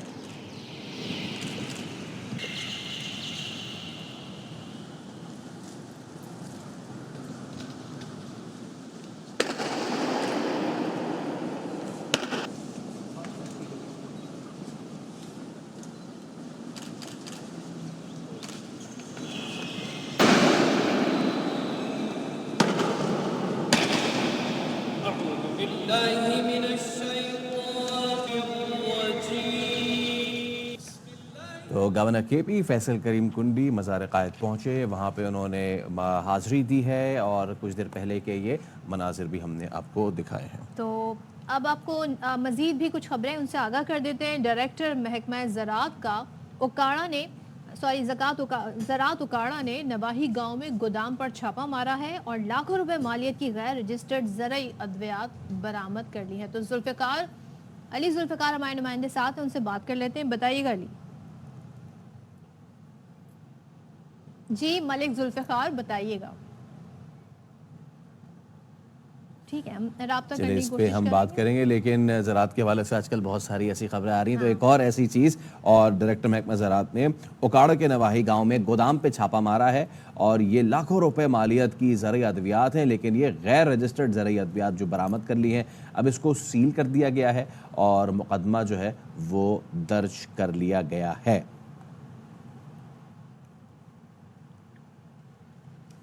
پچھلے دنوں ایک معاملہ تھا, وہ ہے اوور بلنگ سے ریلیٹڈ, اور اس کا ساری صورتحال ہمارے سامنے وفاقی وزیر داخلہ نے رکھی تھی. اب وفاقی وزیر داخلہ محسن نقوی کی زیر صدارت FIA لاہور کے زونل آفس میں اجلاس ہوا. وزیر داخلہ نے اوور بلنگ اور بجلی کی چوری روکنے کے لیے کریک ڈاؤن تیز کرنے کا حکم دیا ہے. محسن نقوی نے کہا کہ ڈسکوز کی نااہلی اور غفلت کی سزا شہریوں کو دینا قطعاً قبول نہیں. اوور بلنگ پر زیرو ٹالرنس پالیسی ہے. بجلی صارفین کو اوور بلنگ میں ریلیف دینا ہماری ترجیح ہے. وزیر داخلہ نے کہا بجلی چوری میں ملوث سرکاری عملے کے خلاف بھی بلا تفریق ایکشن لیا جائے گا. تو یہ ہونا چاہیے. جی ہاں بالکل, کیونکہ کئی مرتبہ ایسا ہوتا ہے کہ اگر اس طرح کی چیزیں ہو رہی ہیں تو صارفین پہ ڈال کے پوری کی جاتی ہیں. تو یہ اس میں صارف کا کیا مسئلہ ہے؟ اوور بلنگ جو ہے وہ تو بالکل بھی برداشت نہیں کرنی چاہیے. یونٹ میں جو ہے وہ چوری بھی ہوئی ہے اور اس کی اوور بلنگ بھی ہوئی ہے. تو صارفین جو آلریڈی اتنا, جو آپ بجلی کا بل دیکھیں نا, اس کا بریک ڈاؤن کریں تو اس میں جو اتنے ٹیکس ہوتے ہیں اس کے باوجود اوور بلنگ آنا, یہ بڑا المیہ ہے. اچھا, اور نہ صرف یہ بلکہ جو انہوں نے یہ بھی کہا کہ چوری میں ملوث جو سرکاری عملہ ہے اس کے خلاف بھی ایکشن جو ہے وہ اب لیا جائے گا. چلیں جی, اب آپ کو بتا دیتے ہیں کہ سندھ حکومت نے منشیات فروشوں کے خلاف جو آپریشن جاری کر رکھا ہے, اس میں مختلف کارروائیوں میں منشیات کی خرید و فروخت میں ملوث 1550, یہ نمبر تو بہت زیادہ ہیں, 1550 ملزمان کو گرفتار کر لیا ہے, جبکہ 1332 مقدمات درج ہوئے ہیں. اور صدر مملکت آصف علی زرداری نے بھی سندھ حکومت کو اس گھناؤنے دھندے میں ملوث افراد کے خلاف ایکشن لینے کی ہدایت. اچھا, اس پہ ہم بات بھی کریں گے, لیکن پھر آپ کو مزار قائد لیے چلیں گے. گورنر کے پی فیصل کریم کنڈی اس وقت گفتگو کر رہے ہیں. ایک جج کا اغوا ہوا, پھر لگی سیمنٹ فیکٹری پہ بھی ایک حملہ ہوا, پھر ہمارے کسٹم انٹیلیجنس کے 6 ہمارے بھائی ایک دن شہید ہوئے, دوسرے دن شہید ہوئے. وقتاً فوقتاً ہمارے فوج کے بھائیوں پہ, پولیس کے نوجوانوں پہ ٹارگٹ کلنگ ہو رہی ہے, اٹیکس ہو رہے ہیں, سویلین پہ ہو رہے ہیں. تو کوئی خاص جو ہے میں سمجھتا ہوں کہ حالات کو اتنے اچھے خیبر پختونخوا کے لا اینڈ آرڈر کے نہیں ہیں. میری تعیناتی اور میری کوشش، میں نے پہلے دن بھی کہا تھا حلف لینے کے بعد کہ میری کوشش ہوگی کہ میں صوبے اور مرکز کے درمیان پل کا کردار ادا کروں، ان کو نزدیک رہوں، دور نہ کروں، کیونکہ اگر یہ دوریاں ہوں گی اور خیبر پختونخوا اور مرکز میں آپس میں ٹینشن ہوگی یا نفرتیں ہوں گی یا دوریاں ہوں گی، تو اس میں سب سے زیادہ جو سفر کریں گے وہ خیبر پختونخوا کی عوام کرے گی، نہ وفاقی حکومت کرے گی، نہ صوبائی حکومت کرے گی، بلکہ خیبر پختونخوا کی عوام کرے گی، پھر 5 سال پیچھے رہ جائیں گے۔ تو میری کوشش ہوگی کہ میں خیبر پختونخوا کی عوام کا وکیل بنوں، اسلام آباد میں ان کا مقدمہ لڑوں، ہمارے جو جائز مطالبات ہیں وہ اپنے پراپر فورم پہ بات کر کے ان کے لیے لے کے آؤں، تاکہ ہمارے صوبے میں ترقی ہو۔ فارمر فاٹا میں جو ہم نے کمٹمنٹ کی ہے اس پہ جو ہے جو ہم نے اس کو آنر کریں۔ جو دہشت گردی کے خلاف جنگ ہے اس میں اپنے سیکیورٹی فورسز کے نوجوانوں کو، اپنے پولیس کو سپورٹ کریں، ان کے مورال کو جو ہے بلند کریں، اور ساتھ ساتھ جو ہمارے اکنامیکل کرائسز ہیں، ساتھ ساتھ ہمارے جو صوبے کے بقایا جات ہیں ان کے فورمز ہیں مانگنے کے۔ یہ نہیں کہ میں یہاں پر کھڑے ہو کے اور یا کسی روڈ پہ کھڑے ہو کے بڑک مار دوں کہ مجھے یہ پیسے دے دے ورنہ میں یہ کروں گا، نہیں، ان کے فورمز ہیں، اس فورمز پہ جا کے ہم نے اپنا کیس ریپرزینٹ کرنا ہے، ہم نے وہاں پر جانا ہے، ہم نے کہنا ہے کہ ہماری چیزیں ہیں، وہاں پر ہم نے اپنا مقدمہ لڑنا ہے۔ مقدمہ لڑنے کے لیے اگر آپ کے پاس بہترین وکیل ہوگا تو آپ مقدمہ جیت سکتے ہیں، اگر آپ کے پاس نالائق وکیل ہوگا وہ ایسا نہ ہو کہ آپ کی اپنی چیز بھی دے کے واپس آ جائے۔ لہٰذا میری پوری کوشش ہوگی کہ میں نفرت نہ بڑھاؤں بلکہ محبتیں بڑھاؤں، اور انشاءاللہ تعالیٰ میری بھرپور کوشش ہوگی، اور میں اپنے یہاں کے میڈیا کے دوستوں کو بھی دعوت دیتا ہوں کہ آپ آئیں، خیبر پختونخوا پشاور آئیں، میرے مہمان بنیں۔ آپ کا اور ہمارا بڑا اچھا ایک تعلق رہا ہے، رہے گا، اور آپ لوگ آئیں میرے مہمان۔ بڑی مہربانی، آپ نے دعوت دی، لیکن سوال ایک اور ہے کہ آپ کے صوبے کے سربراہ اس وقت جو علی امین گنڈا پور صاحب ہیں، انہوں نے کہا ہے کہ بلاول گورنر کے پی کے لیے گورنر ہاؤس کراچی میں بنا لیں یا سندھ ہاؤس میں ان کو جگہ دیں۔ کراچی کے پارٹی رہنماؤں کو سندھ ہاؤس میں داخل نہیں ہونے دیا گیا۔ گنڈا پور نے بڑے الزامات لگائے، بلاول صاحب پہ خاص طور پہ انہوں نے ڈائریکٹ جو ہے وہ ہٹ کیا ہے اور کہا ہے کہ ہم اس کو گورنر ہاؤس میں گھسنے نہیں دیں گے، ہم اسے رہنے نہیں دیں گے۔ تو کیا کہیں گے آپ یہ اس طرح کی لینگویج؟ دیکھیں، اگر ایک بڑی پوسٹ پہ چھوٹے بندے کو بٹھا دیا جائے، چھوٹی زندگی کے بندے کو، تو اس سے بات، دیکھیں بلاول بھٹو زرداری صاحب یا میں یا کوئی اور کنٹرولر سندھ ہاؤس کے نہیں ہیں، مجھے نہیں پتہ کیا واقعہ ہوا ہے، کس چیز کیوں نہیں ہوا۔ اکثر ہم بھی آتے ہیں یا جاتے ہیں کسی صوبے میں اور ہمیں بھی کمرے پھول ہوتا ہے، کوئی چیز ہے، کوئی ایسا واقعہ ہوا کہ سندھ، آپ پورے پاکستان میں ہر کوئی آزاد شہری ہے، ہم ہر جگہ جا سکتے ہیں، ہر کوئی جا سکتا ہے، مجھے واقعے کا پتہ نہیں ہے، اور نہ جو ہے بلاول بھٹو صاحب یا میں جو ہے اس کے کوئی کنٹرولر ہیں، اور کوئی پاکستان میں کسی کو نہیں روک سکتا کہ آپ جو ہے کدھر جا سکتے ہیں کدھر نہیں جا سکتے۔ پاکستان کے ہر شہری کو ہے، آج میں جدھر کھڑا ہوں جس نے پاکستان رہا تھا اس نے ہر پاکستان کے شہری کو حق دیا ہے۔ یہ بتائیے گا کہ آپ نے اچھی بات کی ہے کہ حقوق طریقے سے مانگے جاتے ہیں، لیکن کے پی کے کا وزیر اعلیٰ کہتا ہے کہ ہمیں حقوق نہیں دیے گئے تو ہم اسلام آباد پہ چڑھائی کریں گے۔ یہ کون سا منطق ہے کہ اسلام آباد پہ چڑھائی کریں گے؟ دیکھیں، پہلی بات تو یہ ہے کہ پاکستان میں آئین بھی ہے، قانون بھی ہے۔ اگر وزیر اعلیٰ صاحب اس قسم کے بیانات دیتے ہیں، وہ چڑھائی کریں گے تو ان کے ساتھ قانونی طور پہ عمل درآمد ہوگا۔ تو اگر وہ چڑھائی کریں گے تو پھر مجھے نہیں لگتا کہ قانون کو اجازت دے گا کہ واپس خیبر پختونخوا جائیں گے، تو پھر قانون کو اجازت دے گا، اب انہوں نے کسی اور گھر جانا ہے۔ گورنر صاحب یہ بتائیے، لہٰذا میں سمجھتا ہوں کہ آپ ایک ذمہ دار عہدے پہ آ گئے ہیں، اپنی نالائکی اور نااہلی اور اپنی کوتاہی چھپانے کے لیے اگر آپ اسی سے اسٹیٹمنٹ دیں تو میں نہیں سمجھتی کہ ٹھیک ہے۔ آپ کو چاہیے مجھے بتائیں اس وقت خیبر پختونخوا میں لا اینڈ آرڈر سچویشن کیا ہے، اکنامیکل کرائسس ہے، سب کچھ ہے۔ ہمارے سنی اتحاد کونسل کے بھائی ہمیشہ قومی اسمبلی میں اور سینٹ میں کہہ رہے ہیں کہ اجلاس بلائیں، یہ صورتحال ہے۔ مجھے بتائیں کہ خیبر پختونخوا کی اسمبلی کا اجلاس کتنے دن ہوا ہے آج تک؟ انہوں نے بجٹ بھی جو ہے وہ بھی غیر قانونی اور غیر آئینی طور پہ جو شارٹ ٹرم جو ان کا بجٹ تھا آرٹیکل 125 کے تحت جو انہوں نے کیبنٹ سے پاس کرایا، جو کہ نگراں حکومت کراتی ہے، وہ اجلاس نہیں بلا رہے لا اینڈ آرڈر سچویشن کے اوپر، وہ اکنامیکل کرائسس۔ آج کے جو ایشوز ہیں جو آپ کے ٹی وی پہ بیان کرتے ہیں کہ ہمارے صوبے کے یہ ایشوز ہیں، اس کا ایک فورم ہے اور وہ ہے صوبائی اسمبلی۔ تو کیا آج تک صوبائی اسمبلی کا اجلاس ہوئے؟ بالکل نہیں ہو رہا۔ ان کی میجورٹی بھی ہے، پھر بھی پتہ نہیں کیوں خائف ہیں اپنے اجلاس بلانے سے۔ تو ایک فورمز ہے جو میں نے کہا ہے، میں نے پہلے ہی کہا ہے کہ میں یہاں کھڑے ہو کے میں نہیں کہہ سکتا کہ وفاق ایسے کر دے ورنہ ایسے۔ فورمز ہیں موجود ہیں جہاں پر آپ کو اپنے کیس لڑنے پڑتے ہیں۔ اس قسم کے کیس جو ہے وہ سڑکوں پہ چوراہوں پہ نہیں لڑے جاتے، اپنے فورمز پہ لڑے جاتے ہیں۔ اور بالکل میں سمجھتا ہوں کہ میں کبھی بھی صوبے اور مرکز میں ایسی کوشش نہیں کروں گا کہ ہمارا کیس کمزور ہو۔ میں اپنے کیس کو مضبوط کروں گا کیونکہ میرے خیبر پختونخوا کی عوام کا مسئلہ ہے، اور خیبر پختونخوا کے عوام کے لیے جو ہے میں نے پہلے بھی کہا کہ میں ہر سیاسی شخصیت صوبے میں جو موجود ہیں پولیٹیکل پارٹیز، ان کے پاس جانے کو تیار ہوں، ताकि हम इकट्ठे हों और अपने सूबे का केस लड़ें और अपने सूबे में अमन अमान कायम करें। अच्छा फिर फैसला लीजिएगा कि ज़ाहिर एक ऐसे वक्त में कि वाहिद सूबा है खैबर पख्तूनख्वा जहाँ कंपटीशन की सूरत हाल है, बाकी में सीएम और गवर्नर पे, ऐसी सूरत हाल में आप जैसा कूल माइंडेड आदमी जो है वो जो खैबर अमीन गंडापुर से क्या ज़ाती ताल्लुकात में उनको कूल डाउन करेगा या फिर आईनी तौर से उनसे निपटने की कोशिश? तो फैसल करीम कुंडी गुफ्तगू कर रहे थे, गवर्नर केपी पहुंचे हैं मज़ार कायद हाजिरी देने। अब इससे पहले जो हम गुफ्तगू कर रहे थे, कराची में जो जराइम बड़ा मसला है, तो उनमें से एक तौजी ये भी है कि जो क्रिमिनल्स हैं ये ज़्यादातर मनशियात के आदी होते हैं। अब इनके खिलाफ क्रैकडाउन हुआ है, नंबर्स हमने आपको बता दिए थे, 1550 मुल्ज़मान जो ख़रीदो फ़रोख्त में मुलव्वस हैं मनशियात की, वो पकड़े गए। अब सदर मुमलिकत आसिफ अली जरदारी ने सिंध हुकूमत को इस घिनौने धंधे में जो मुलव्वस अफराद हैं उनके खिलाफ एक्शन लेने की हिदायत भी की। वज़ीर इत्तलात सिंध शर्जील मेमन कहते हैं कि नौजवानों की रगों में जहर घोलने वाले मनशियात फरोशों को नहीं बख्शेंगे। और ख़ास तौर पर हम देख रहे हैं जो सबसे ज़्यादा तकलीफ दे बात है कि वो आजकल स्कूल्स के बाहर भी इस तरह के अफराद पाए जाते हैं, तो वहाँ पर भी छापे मारे जाएंगे। शर्जील मेमन क्या कह रहे थे वो भी सुन लीजिए। नस्ल को हमें मंशियात जैसी लानत से पाक करना है। प्रेसिडेंट रज़ाई साहब ने इस इशू को निहायती अहमियत दी, सिंध हुकूमत को सख्ती से ताकीद की मंशियात फरोशों के खिलाफ एक्शन लें। हम उन स्कूल्स में रैंडम टेस्ट करेंगे, जिसके पास कोई खबर है वो अब तो शेयर करें। तो वज़ीर इत्तलात सिंध शर्जील मेमन साहब हमारे साथ ही मौजूद हैं। वेलकम करते हैं शर्जील साहब, अस्सलाम वालेकुम, गुड मॉर्निंग टू बाखबर सवेरा। शर्जील साहब, यकीनन ये ऐसा इक़दाम है और मतलब कि देर आयत दुरुस्त आयत, क्योंकि कराची के सिर्फ स्कूल नहीं, कराची की हर सड़क पे अब तो मामलात ये आ गए कि वो जितनी रेड लाइन है, ग्रीन लाइन है, उसके लोहे और सरिये काट के बेच दिए हैं, ओवरहेड ब्रिजेस को ख़त्म कर दिया है। वो तो एंड यूज़र हैं, वो जो नशई हैं, लेकिन उसके पीछे जो पूरी चेन चल रही है, थोड़ा हमें बताएं इस ऑपरेशन के बारे में। कितने आप लोग विजिलेंट हैं और कितनी गिरफ्तारियाँ हो चुकी हैं और मज़ीद कितनी कार्रवाइयाँ करने का आज़म करते हैं कंप्लीट कला कमा करने के लिए?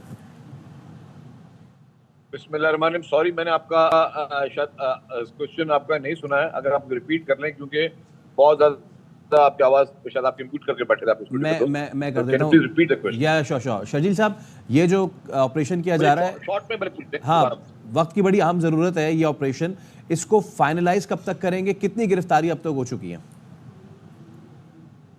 आप नारकोटिक्स की बात कर रहे हैं? जी। अच्छा जी, नारकोटिक्स का ऑपरेशन जो है वो चल रहा है और ये मैं तो कोई फाइनल नहीं होगा, ये चलता रहेगा।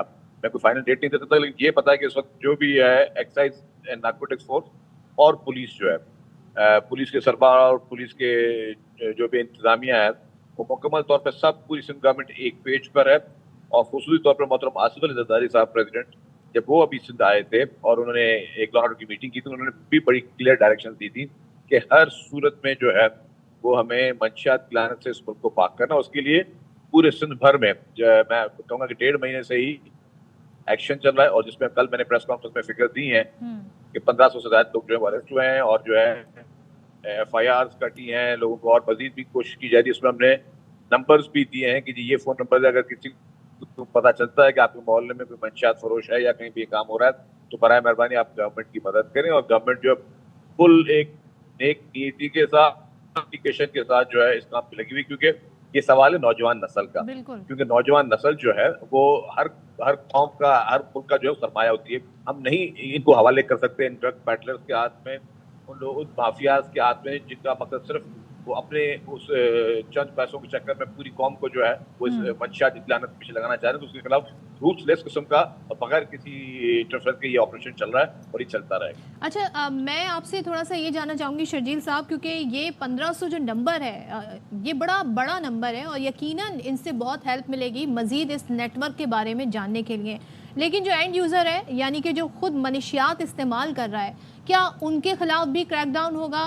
फिर जाहिर है उनके लिए रिहैब सेंटर्स भी होने चाहिए, तो क्या आप इसको मज़ीद एक्सपेंड करेंगे इस इन पॉइंट्स पर लाकर?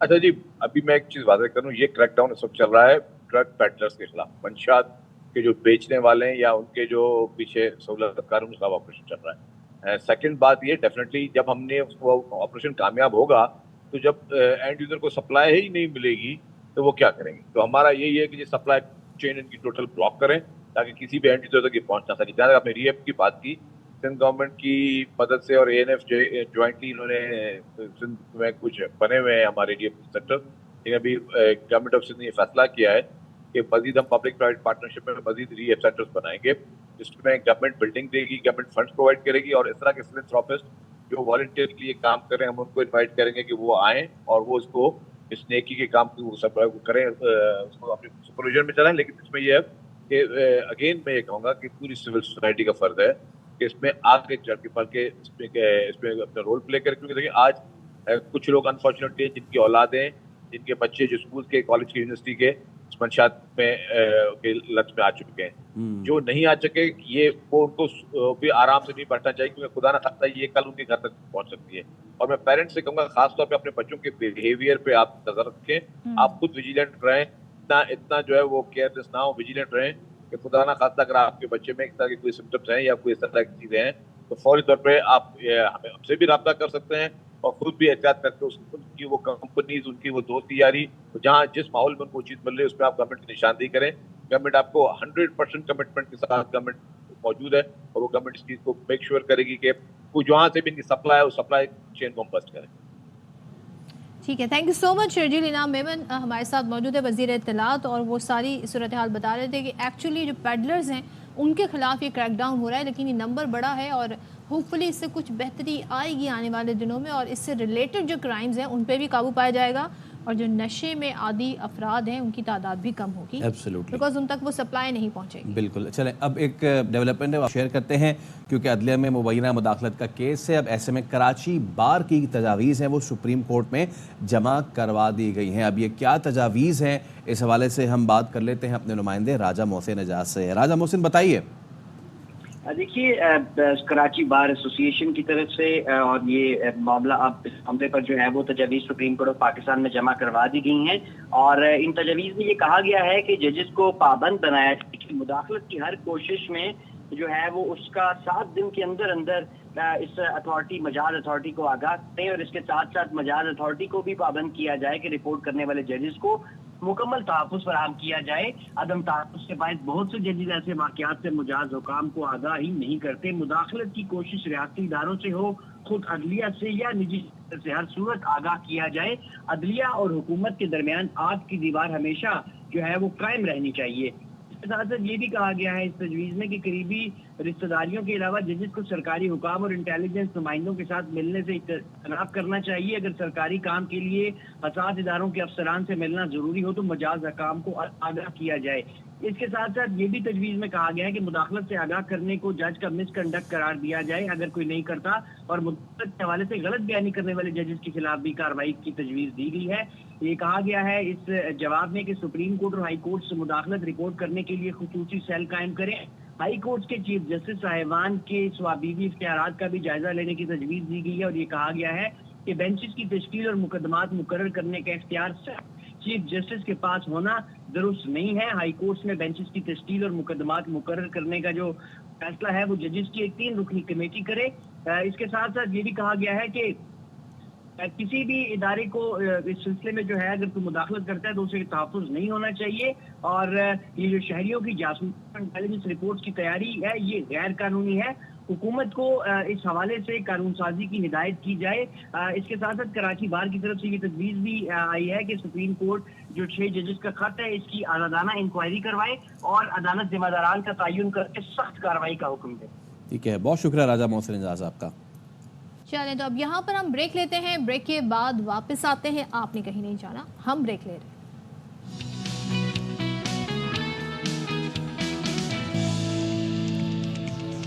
Welcome back once again. और अब हम बात करने जा रहे हैं दो हाथ यानी मिक्स मार्शल आर्ट्स की। वैसे आपने कभी बचपन में ट्राई किया है? बचपन में मेरे मिक्स मार्शल आर्ट का मुझे पता भी नहीं था। बचपन में तो भाइयों के साथ WWF खेलते थे। हाँ। इसको उठा के उस बिस्तर पे फेंक दिया, उसने मुझे उठा के वहाँ फेंक दिया, तो हमें नहीं पता था भाई MMA क्या होता है। जीत किसकी होती थी और बीच बचाव कौन करा? जीत का नहीं पता होता था, किसी की हड्डी टूटती थी और किसी की उंगली जख्मी होती थी और जीत आखिर में अम्मी अब्बू की होती थी। हाँ। जब वो चप्पल पीछे से लेके आते थे फिर हम उन्हें विनर डिक्लेयर कर देते थे। सिबलिंग्स में कुछ ऐसे भी होते हैं जो करते कुछ नहीं है लेकिन मार उन्हें ही पड़ रही होती है, क्योंकि वो हर चीज को लेट रिस्पांस उनका होता है, भागते भी लेट है, उनको पता ही नहीं होता हुआ क्या होता है, वो पहले ही भाग जाता है और फिर वो कहते हैं मैंने क्या किया है।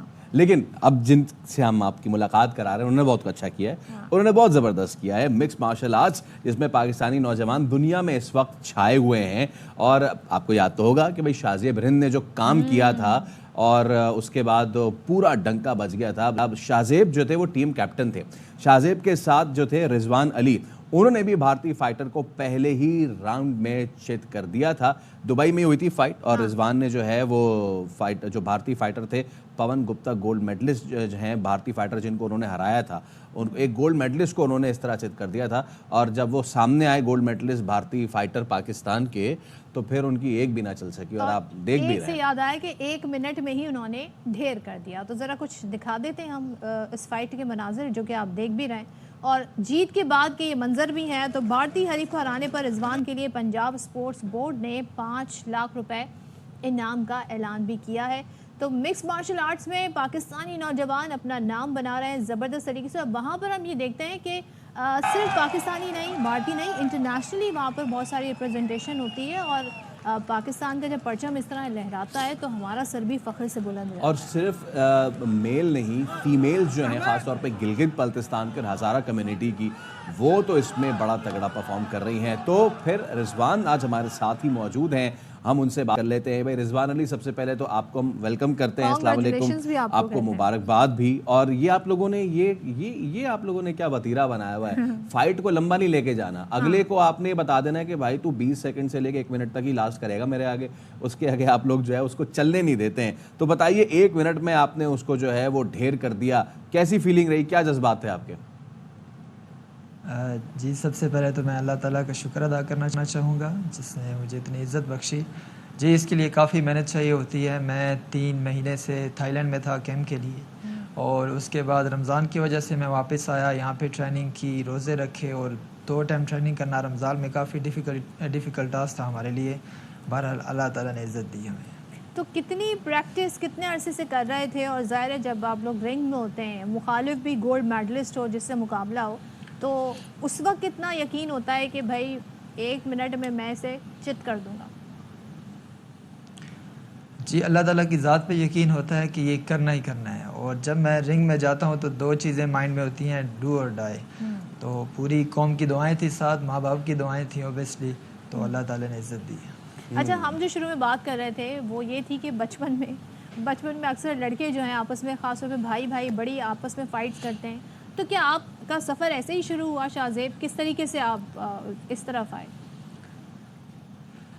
اصل میں مارشل آرٹ فیملی سے تعلق رکھتا ہوں. تو میرے ماموں تھے جو ان کا کلب تھا میری سٹی میں, تو وہاں سے انہیں دیکھا. اس کے بعد جو میرے بڑے بھائی ہیں احمد علی, وہ پاکستان کے ایکس فائٹر رہ چکے ہیں, تو بس انہیں دیکھ کر ہی موٹیویشن حاصل ہوئی, تو یہاں تک پہنچ گئے. رضوان, اس وقت جو آپ کا پرو MMA ریکارڈ ہے وہ 7-0-0 ہے. دیکھنے والوں کو بتائیں کہ 7-0-0 کا مطلب ہے 7 ونس, نو لاس اینڈ نو ڈرا.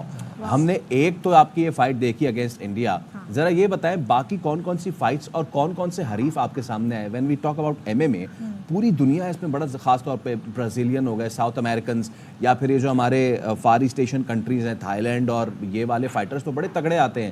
تو پاکستان جو ایک پاکستانی 7-0-0 چل رہا ہے, مجھے اپنی دیگر فائٹس کے بارے میں تو بتائیں ذرا. میں تقریباً 6-7 سال سے انٹرنیشنلی ریپرزینٹ کر رہا ہوں پاکستان کو, جس میں نے ایران کو ہرایا اور 3 مرتبہ افغانستان کو ہرایا, اور اس کے بعد یہ انڈیا تھا, انڈیا کے ساتھ میرا میچ تھا. تو ابھی ساؤتھ ایشیا میں میری ٹاپ 7 رینکنگ ہے, اور کرنٹلی میں نمبر 1 رینکنگ پہ چل رہا ہوں پاکستان میں. زبردست. رضوان, میں چاہوں گا جیسے کہ ہمارے یہاں نا اب پہلے جم کا بڑا رجحان ہوتا تھا, اب نہ صرف یہ کہ کراچی میں بلکہ دیگر شہروں میں, لاہور ہو گیا, اسلام آباد ہو گیا, MMA جو ہے اس پہ بڑا فوکس ہو رہا ہے. اگر کوئی جم کوئی اوپن بھی ہو رہا ہے تو اس میں نہ صرف ایک کارڈیو کی فیسلٹی ہوتی ہے بلکہ MMA کی بھی جو ہے وہ فیسلٹی وہاں پہ جو ہے وہ پرووائڈ کی جا رہی ہے. پھر آپ ہو گئے, شازیب ہو گئے, علومی کریم ہو گئے, یہ سارے ہو گئے. آپ کیا سمجھتے ہیں کہ پاکستانی جو ہیں ان میں ٹیلنٹ جو ہے وہ کتنا زیادہ ہے MMA کا, اور مزید کیا کرنے کی ضرورت ہے کہ ہم مزید انٹرنیشنلی بڑا زبردست کر سکیں؟ MMA جو ہے کمبر سپورٹ وہ کافی گرو کر رہا ہے پاکستان میں, اور ہمارے پاس اس طرح فیسلٹیز نہیں ہے ہمارے جم میں، نہ ہمارے پاس انٹرنیشنلی کوچ ہے، جن کی وجہ سے ہمیں باہر جانا پڑتا ہے اور کافی خرچہ ہو جاتا ہے اس پہ. تقریباً ہمارا 10 سے 12 لاکھ ایک کیمپ پہ خرچہ آ جاتا ہے. تو اگر حکومت اس معاملے میں ہمیں سپورٹ کرے تو پاکستان میں بہت زیادہ ٹیلنٹ ہے، جیسا کہ آپ نے دیکھا کہ ہم کسی فیلڈ میں پیچھے نہیں ہیں دنیا سے. تو اگر حکومت ہمیں سپورٹ کرے جیسے وہ کرکٹ کو کرتے ہیں تو انشاءاللہ ہم پاکستان کا نام بلند کریں گے. تو اب جو مسلسل ہم دیکھ رہے ہیں بڑی اچھی خبریں آ رہی ہیں مکس مارشل آرٹس کے حوالے سے ہم بات کریں تو کیا ظاہر ہے آپ نے خود کہا کہ اس طرح کی فیسلٹیز نہیں ہیں، لیکن حکومت کے علاوہ کس کی مزید یہ ذمہ داری بنتی ہے؟ آپ نے کہا کوچ نہیں ہے، تو یہ ساری جو انتظامیہ ہے وہ پھر اس سارے پروپوزل کو لے کے کس سے رابطہ کریں؟ اصل میں ہمارے جو لوکل برانڈ ہیں اگر وہ ہمیں سپورٹ کریں، اسپانسر کریں تو ہم کافی اچھا پرفارم کر سکتے ہیں، کیونکہ باہر کے جتنے بھی فائٹر ہیں انہیں لوکل کمپنیاں جتنے بھی برانڈز ہیں وہ انہیں اپروچ کرتے ہیں، انہیں سپورٹ کرتے ہیں کافی زیادہ، اور انہیں فائنینشلی بھی اور جہاں پہ بھی وہ کیمپ کرتے ہیں انہیں اسپانسر کیا جاتا ہے. جسے آپ دیکھتے ہیں کرکٹر کو جیسے کافی کمپنیز ایڈز آتے ہیں ان کے اسپانسر ہوتے ہیں. تو ہمارے پاس ایسا کچھ نہیں ہوتا، ہم اپنے جیب سے لگا کے جاتے ہیں. بالکل. رضوان یہ بتائیے کہ کیونکہ یوتھ آپ کو دیکھتی ہے، موٹیویٹ ہوتی ہے، پھر پازیٹیو سرگرمیوں کی طرف آتی ہے، ذرا بتائیں کہ ٹریننگ، آپ کا ٹریننگ رجیم کیا ہے، ٹریننگ روٹین کیا ہے، ڈائٹ روٹین کیا ہے، کس طریقے سے آپ لے کے چلتے ہیں سیزن میں اور سیزن کے باہر بھی، اور پورے دن ٹریننگ کیسی ہوتی ہے آپ کی؟ اصل میں بڑ فیملی سے تعلق رکھتا ہوں تو کھانے پینے کا تو میں شوقین ہوں. تو یہ ہے کہ جب فائٹ آتی ہے تو اس پہ پھر کنسسٹنٹ رہنا پڑتا ہے، کیونکہ وہ ہماری ایک فائٹ نہیں ہوتی، پورے ہم ملک کو ریپرزینٹ کر رہے ہوتے ہیں، تو وہ اس پہ پھر ہم کنسسٹنٹ رہتے ہیں اپنی ڈائٹ پہ. اور دن میں ہم کبھی 3 مرتبہ کبھی 4 مرتبہ، یہ تقریباً 8 گھنٹے ہماری ٹریننگ بن جاتی ہے ایک دن میں. تو MMA میں یہ ہوتا ہے کہ آپ باکسنگ کرتے ہیں، کک باکسنگ کرتے ہیں، برازیلین جوجوٹسو کرتے ہیں، ریسلنگ کرتے ہیں، ان ساری چیزوں کو آپ کو محنت کرنی پڑتی ہے. تو یہ ساری چیزیں لے کے جانے کے لیے کافی محنت کی ضرورت ہوتی ہے. اور پرٹیکولرلی جو فائٹ ڈے ہوتا ہے اس سے پہلے، اس سے 1-2 دن پہلے کیا آپ کا اسکیڈول، کیا روٹین ہوتا ہے ڈائٹ کے حوالے سے، پریکٹس کے حوالے سے؟ 2-3 دن پہلے ہم ویٹ کٹ کرتے ہیں، کیونکہ جو ہمارا والکنگ ویٹ ہوتا ہے وہ تقریباً 5 سے 6 kg جو ہم نے ویٹ دیا ہوتا ہے جس فائٹ کرنی ہوتی ہے اس سے زیادہ ہوتا ہے، تو ہم وہ ویٹ کٹ کرتے ہیں ان دنوں، 2-3 دنوں. اچھا رضوان، ایک چیز یہ ہے کہ اگر جو اسپورٹ ہے انجری اور اسپورٹ کا چولی دامن کا ساتھ ہے، لیکن when it comes to combat sport کس قسم کی آپ لوگوں کو انجریز ہو جاتی ہیں؟ کرکٹ میں تو ہمیں پتہ ہے گروئن انجری ہو گئی، مسل پل ہو گیا، لیکن یہ والا کہ جس میں آپ نے اگلے کو صحیح ٹکائی کرنی ہے، کہاں کہاں انجریز ہو جاتی ہیں، وہ کتنی زیادہ گہری ہوتی ہیں، اس سے پھر ریکوری کا کتنا ٹائم ہوتا ہے؟ جی کمبیٹ سپورٹ تو کافی ڈینجرس ہے، آپ نے دیکھا ہوگا UFC میں، کیونکہ اس میں البوز بھی الاؤ ہوتی ہیں، نیز آپ فیس پہ کر سکتے ہیں، پنچ بھی کر سکتے ہیں، تو اس کی وجہ سے آپ کو ماتھے پہ کٹ آ جاتا ہے سم ٹائم، کبھی کبھار بازو ٹوٹ جاتا ہے، کبھی کبھار آپ کا ہاتھ ڈیمیج ہو جاتا ہے، وہ کافی ساری ڈینجرس انجریز آتی ہیں اس میں. تو ویسے آگے کیا آپ کے پھر گولز ہیں، کیا مزید پلان کیا ہوا ہے، کیا چاہتے ہیں کرنا؟ جی UFC کی جو دنیا کی سب سے بڑی لیگ ہے، میں اس کے لیے محنت کر رہا ہوں تقریباً 7-8 سال سے، تو انشاءاللہ میں UFC کا بیلٹ پاکستان کے لیے لے کے آؤں گا. انشاءاللہ. Good luck to you, thank you so much Azib. اور یقیناً آپ پاکستان کا نام اونچا کر رہے ہیں. وہی بات جو آپ نے کہی پہلے فیصل کے 20 سیکنڈ اور 1 منٹ، اس سے زیادہ ٹائم دے رہے. And to all the leagues, آپ نے بتایا نا کہ میں نے کھیلی نہیں، لیکن آئی فالو اٹ الاٹ. تو جتنے بھی ہمارے سٹارز ہیں، چاہے وہ بلوچستان کے ہوں، ہماری ہزارہ برادری کی خواتین ہوں، چاہے وہ گلگت کے لوگ ہوں، یا پھر کہیں کے بھی کسی بھی شہر کے ہوں، آپ کو بھائی ہیٹس آف. نامساعد حالات کے باوجود آپ لوگ نہ صرف یہ کہ فائٹ میں حصہ لے رہے ہیں بلکہ پاکستان کے لیے میڈلز اور کپس بھی لے کے آ رہے ہیں. بھائی ہیٹس آف. بالکل زبردست. اچھا اب ذرا کچھ ایسے معاملات جو کہ واپس آتے ہیں ہم کچھ اپنے مسائل کی طرف، اور اب نوبت یہاں تک آ گئی ہے کہ ڈکیتوں کے خلاف شہری احتجاج کرنے اب باہر نکل آئے ہیں. شہری اب مجبور ہو گئے ہیں کہ وہ تنگ آ گئے ہیں ان ساری صورتحال سے. تو سپر ہائی وے ملیل لنک روڈ پر احتجاج ہے، سڑک ٹریفک کے لیے بند کر دی گئی ہے اور اس وجہ سے گاڑیوں کی لمبی قطاریں لگ گئی. جی ہاں، تو افضل خان سے ہم بات کر لیتے ہیں. افضل، کب سے یہ احتجاج ہو رہا ہے اور کتنا تنگ کیا ہوا ہے ڈکیتوں نے یہاں پہ علاقہ مکینوں کو؟ فیصل تقریباً 1.5 سے 2 گھنٹے ہو گئے ہیں. سپر ہائی وے سے جو لنک روڈ ہے جو ملیل چیک پوسٹ نمبر 5 کی طرف جاتی ہے، ادھر جو ہے وہ احتجاج کیا جا رہا ہے، اور اس وقت جو دونوں ٹریک ہیں وہ ٹریفک کے لیے بند ہیں۔ مظاہرین کے اندر جو بڑی تعداد ہے وہ ایسے افراد کی ہے جو کہ سبزی منڈی روزانہ صبح کے ٹائم جاتے ہیں اور وہاں سے سبزی یا فروٹ خرید کر جو ہے وہ مختلف شہر کے بازاروں میں لے جا کر فروخت کرتے ہیں۔ ان کا کہنا ہے کہ صبح جب یہ جاتے ہیں تو پولیس انہیں تو چیک کرتی ہے، لیکن انہی سڑکوں کے اوپر جب ڈکیت وارداتیں کرتے ہیں تو پولیس ان کی روک تھام کے اندر ناکام نظر آتی ہے، لہٰذا انہوں نے یہاں پر ٹھیک ہے، بہت شکریہ افضل، اس حوالے سے آپ ہمیں اپڈیٹ کر رہے تھے۔ تو کراچی کی تو یہ صورتحال ہے جہاں پہ ڈکیتوں کے خلاف اب شہری جو ہے وہ سراپا احتجاج ہیں، اور انہوں نے سپر ہائی وے لنک روڈ پر جو ہے وہ روڈ بھی بلاک کر دیا ہے۔ اور ایک اور خبر آپ کے ساتھ شیئر کر لیتے ہیں، یہ ہے شکارپور کا علاقہ۔ یہاں گڑی یاسین میں ڈھکن ناکے کے مقام پر فائرنگ ہوئی ہے، 2 افراد جاں بحق ہو گئے ہیں۔